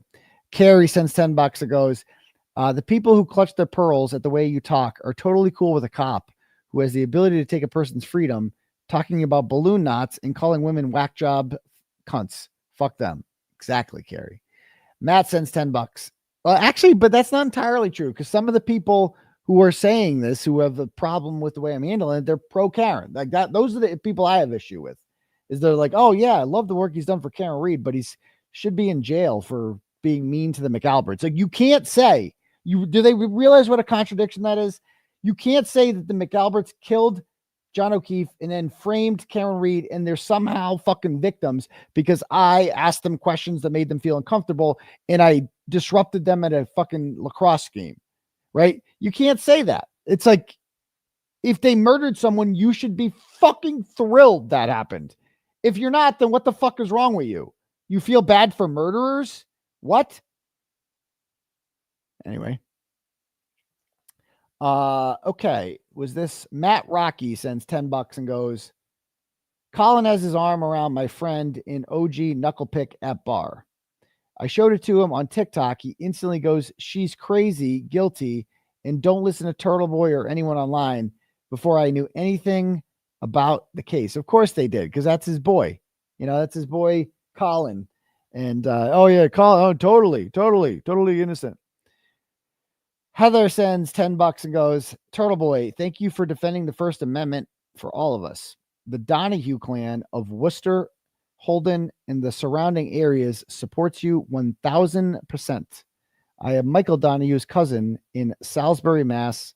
Free Karen Reed, free Turtle. Is that the same Mike, the same Doherty High School, Matt, Mike Donahue? I think if it is, good guy right there. I like Mike Donahue. Known him since high school, so thank you. Carrie sends $25 and goes, I'm so glad to catch Turtle Boy live. I keep getting timed out. Maybe I should just do jail time too. Fuck the haters. They're jealous. They just haven't got the guts to do what you have. I see a great DAF and I think it's dad and an intelligent man with an honest and true Irish descent man. Free Karen Reed and free Turtle Boy. Well, thank you, Eric. Thank you, Carrie. Loudmouth sends $25. Goes, my adult daughter and I are both 4'10". I am longer waisted with shorter legs. She's shorter waisted with longer legs. Same applies to height, arms, and elbow. Even in pictures, our hips and knee totally different. Exactly. I see what you're getting there with Judd versus JJ. Exactly. Thank you. Tyler sends $5. Goes, what type of content will you cover after Karen Reed are both acquitted of all charges? You have a nationwide audience now. I guess I'll probably stick with the true crime. A lot of people ask that. I'll probably do some local ratchets, here and there, some funny shit. It's appealing to everyone. But, I'll also do some serious shit for my show. Like, I'm probably going to cover the Kohberger trial, the Donna Adelson story. I mean, I got plenty. There's no shortage of cases. Yeah, so I think I'm a true crime guy now. A. Timothy Kearney, thank you. Next up, Tyler sends, Erica sends $5 and goes, so am I crazy for thinking Hank is not worried about how dumb Welcher sounds now because he has another bite at the apple thanks to the cut Bev? Yes, that is exactly what he's thinking. So thank you. Penny sends $10 and goes, Doctor, you've given me lots of hours of truth and tons of laughs. I know you're an amazing guy who we're all happy to know. Thank you for all you do. Sending you good thoughts from your dad's hometown, Fort Wayne, Indiana. I love Fort Wayne. That would be like my number one place to move. If I was people want to go south. People wouldn't want to move to like Florida, Georgia, whatever. I would move to Indiana. That's if I could just start fresh. I would move to Fort Wayne, Indiana, because I love that place. Because it's like a city, but it's also like it's got a town feel to it. It's really cool. So thank you. I appreciate that. Okay, next up. Okay, Phil sends $10, goes, please go black and play at regular speed the part with Alessi. You cut off him and Karen smiling and laughing when they caught him about to be getting fucked. I'll do it another time. Thank you, Phil. Natalie sends $25, goes, my daughter plays softball and her bats are in part made with polycarbonate. They tell you not to use below a certain temperature because they're more likely to crack when it's cold. Her taillight may have cracked from minimal impact in his car because of temperatures, but never would it shatter. That's interesting. Thank you. Kelly sends $10 and goes, the Lexus has a max speed when backing up. It's like 8 miles an hour. Well, that's not true because I've done 19 in mine. So thank you. Salty sends $10 goes, I think your concerns regarding a jury trial for your charges are totally valid. More people vote with their feelings versus going by the law. And if a jury thinks the way some of these commenters think, that's not good for you, even though you have the law on your side. I have the Constitution on my side. They don't understand facts over feelings. Are you able to choose a bench trial? I am, but you've seen Judge Krupp and you've seen this latest one from Judge Doolin. Like, that's problematic too. I feel most judges go by the law as they would have to answer for themselves. If there's an appeal, a jury doesn't have to answer for anything. It's true. OG Daniel Baker sends $25, goes, can we talk about how they both say sure the exact same way when you ask a question? Right, exactly. Juliet sends $25, goes, they would never find 12 people who would convict you on these stupid charges, mainly because nothing you did was illegal, not to mention nonviolent and non-threatening. Agreed, but you don't have to be you don't have to be violent or threatening. According to the statute, you just have to cause emotional harm to a witness. That's it. With the intent to disrupt the illegal proceeding. And they get to decide what intent is, and they get to decide what emotional harm is. That's the problem. That's the problem. Eileen sends $10, goes, do we know how tall Welcher is? He said he was the same height. He didn't look 6'2" to me. I don't know. Judd Might LARP sends $10, goes, the only certainty I took away from Judd's testimony wasn't said. If Karen's tire spun, she had to have driven less than the calculated distance. And she didn't ever jam on brakes, or else she would have triggered another event. She just coasted in reverse out of the neighborhood. Judd said finite distance of 87 feet. Skidding means less distance. Exactly. I just can't wait for Bobby Alessi. To go tomorrow, because thank God he's here. Thank you. Mike sends $5, goes, as of April 22nd, 2025, Hank Brennan is on the Brady list for misconduct. Okay. Yuri's on the Brady list. Again, I've talked about this before, and I'll say it again. That means absolutely fucking nothing. It's a made-up list. Stop fucking citing it. Stop sending it. Thanks for the $5. It's what you just sent me is fucking retarded, and stop it. Stop it. Stop it. Stop it. But thanks for the $5. I got to be honest with you. Just because you sent me $5 does not, I have to teach you what you just sent me is not a real fucking thing. It's a fucking website somebody fucking made, and it's retarded. Okay. Stop being retarded. And thank you for the $5. Next up, Eileen sends $5, goes, wouldn't the wounds be going up and down his arm the way he did it and not right to left? That's a really good question. And somebody brought this up on Twitter, and I retweeted it.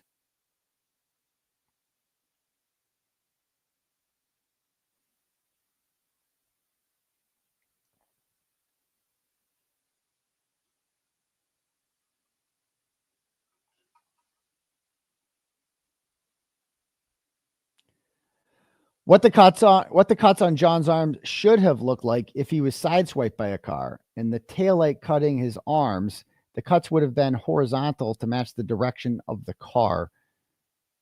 Right? But this is what they really looked like. How? How the fuck did they look like that? It's just so fucking retarded. A taillight did that to his arm. Madness. Absolute madness. Thank you. Twisted Tragedies Broken Fridge sends $10, goes, if Judd's theory is correct, wouldn't the wounds on John's arm be side to side instead of up and down? Thank you. We got two of them in a row saying the same thing. Thank you. Twisted Tragedies Broken Fridge. OG Danielle Baker sends $25 and goes, also, Doherty graduation was tonight, class of 2025. Can you give my son, Devin, aka D-Bakes, a little shout out and congrats? Thanks. Shout out to Devin. Another Highlander made it out of there in 4 years or less. Congratulations. First one in the new building. So congratulations on that. The little thing looks like a friggin' palace.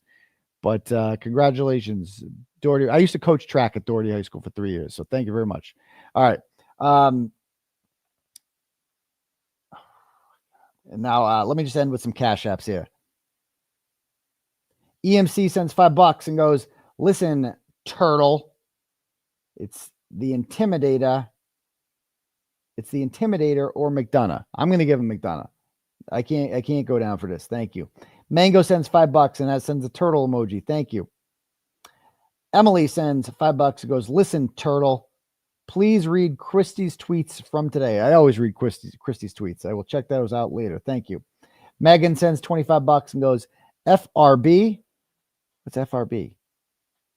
And FKR. Keep going. We support you. Well, thank you very much, Megan. Hanson sends $10 and goes, you interviewed citizens you suspected of murder and cover up. Exactly. Thank you. And that's it. I just asked them questions. Christina sends $10 and goes, why would Welcher dress like John?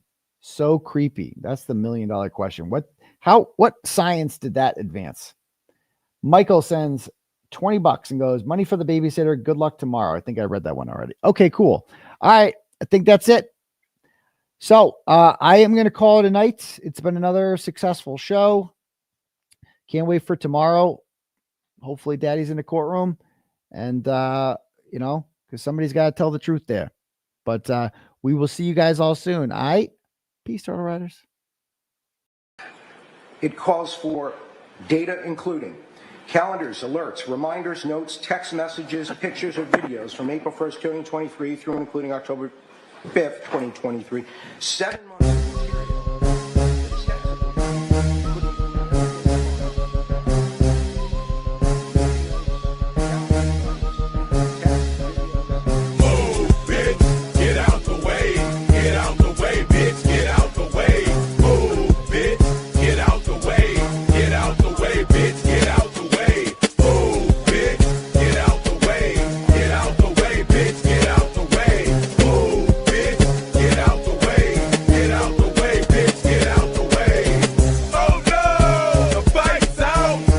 Put your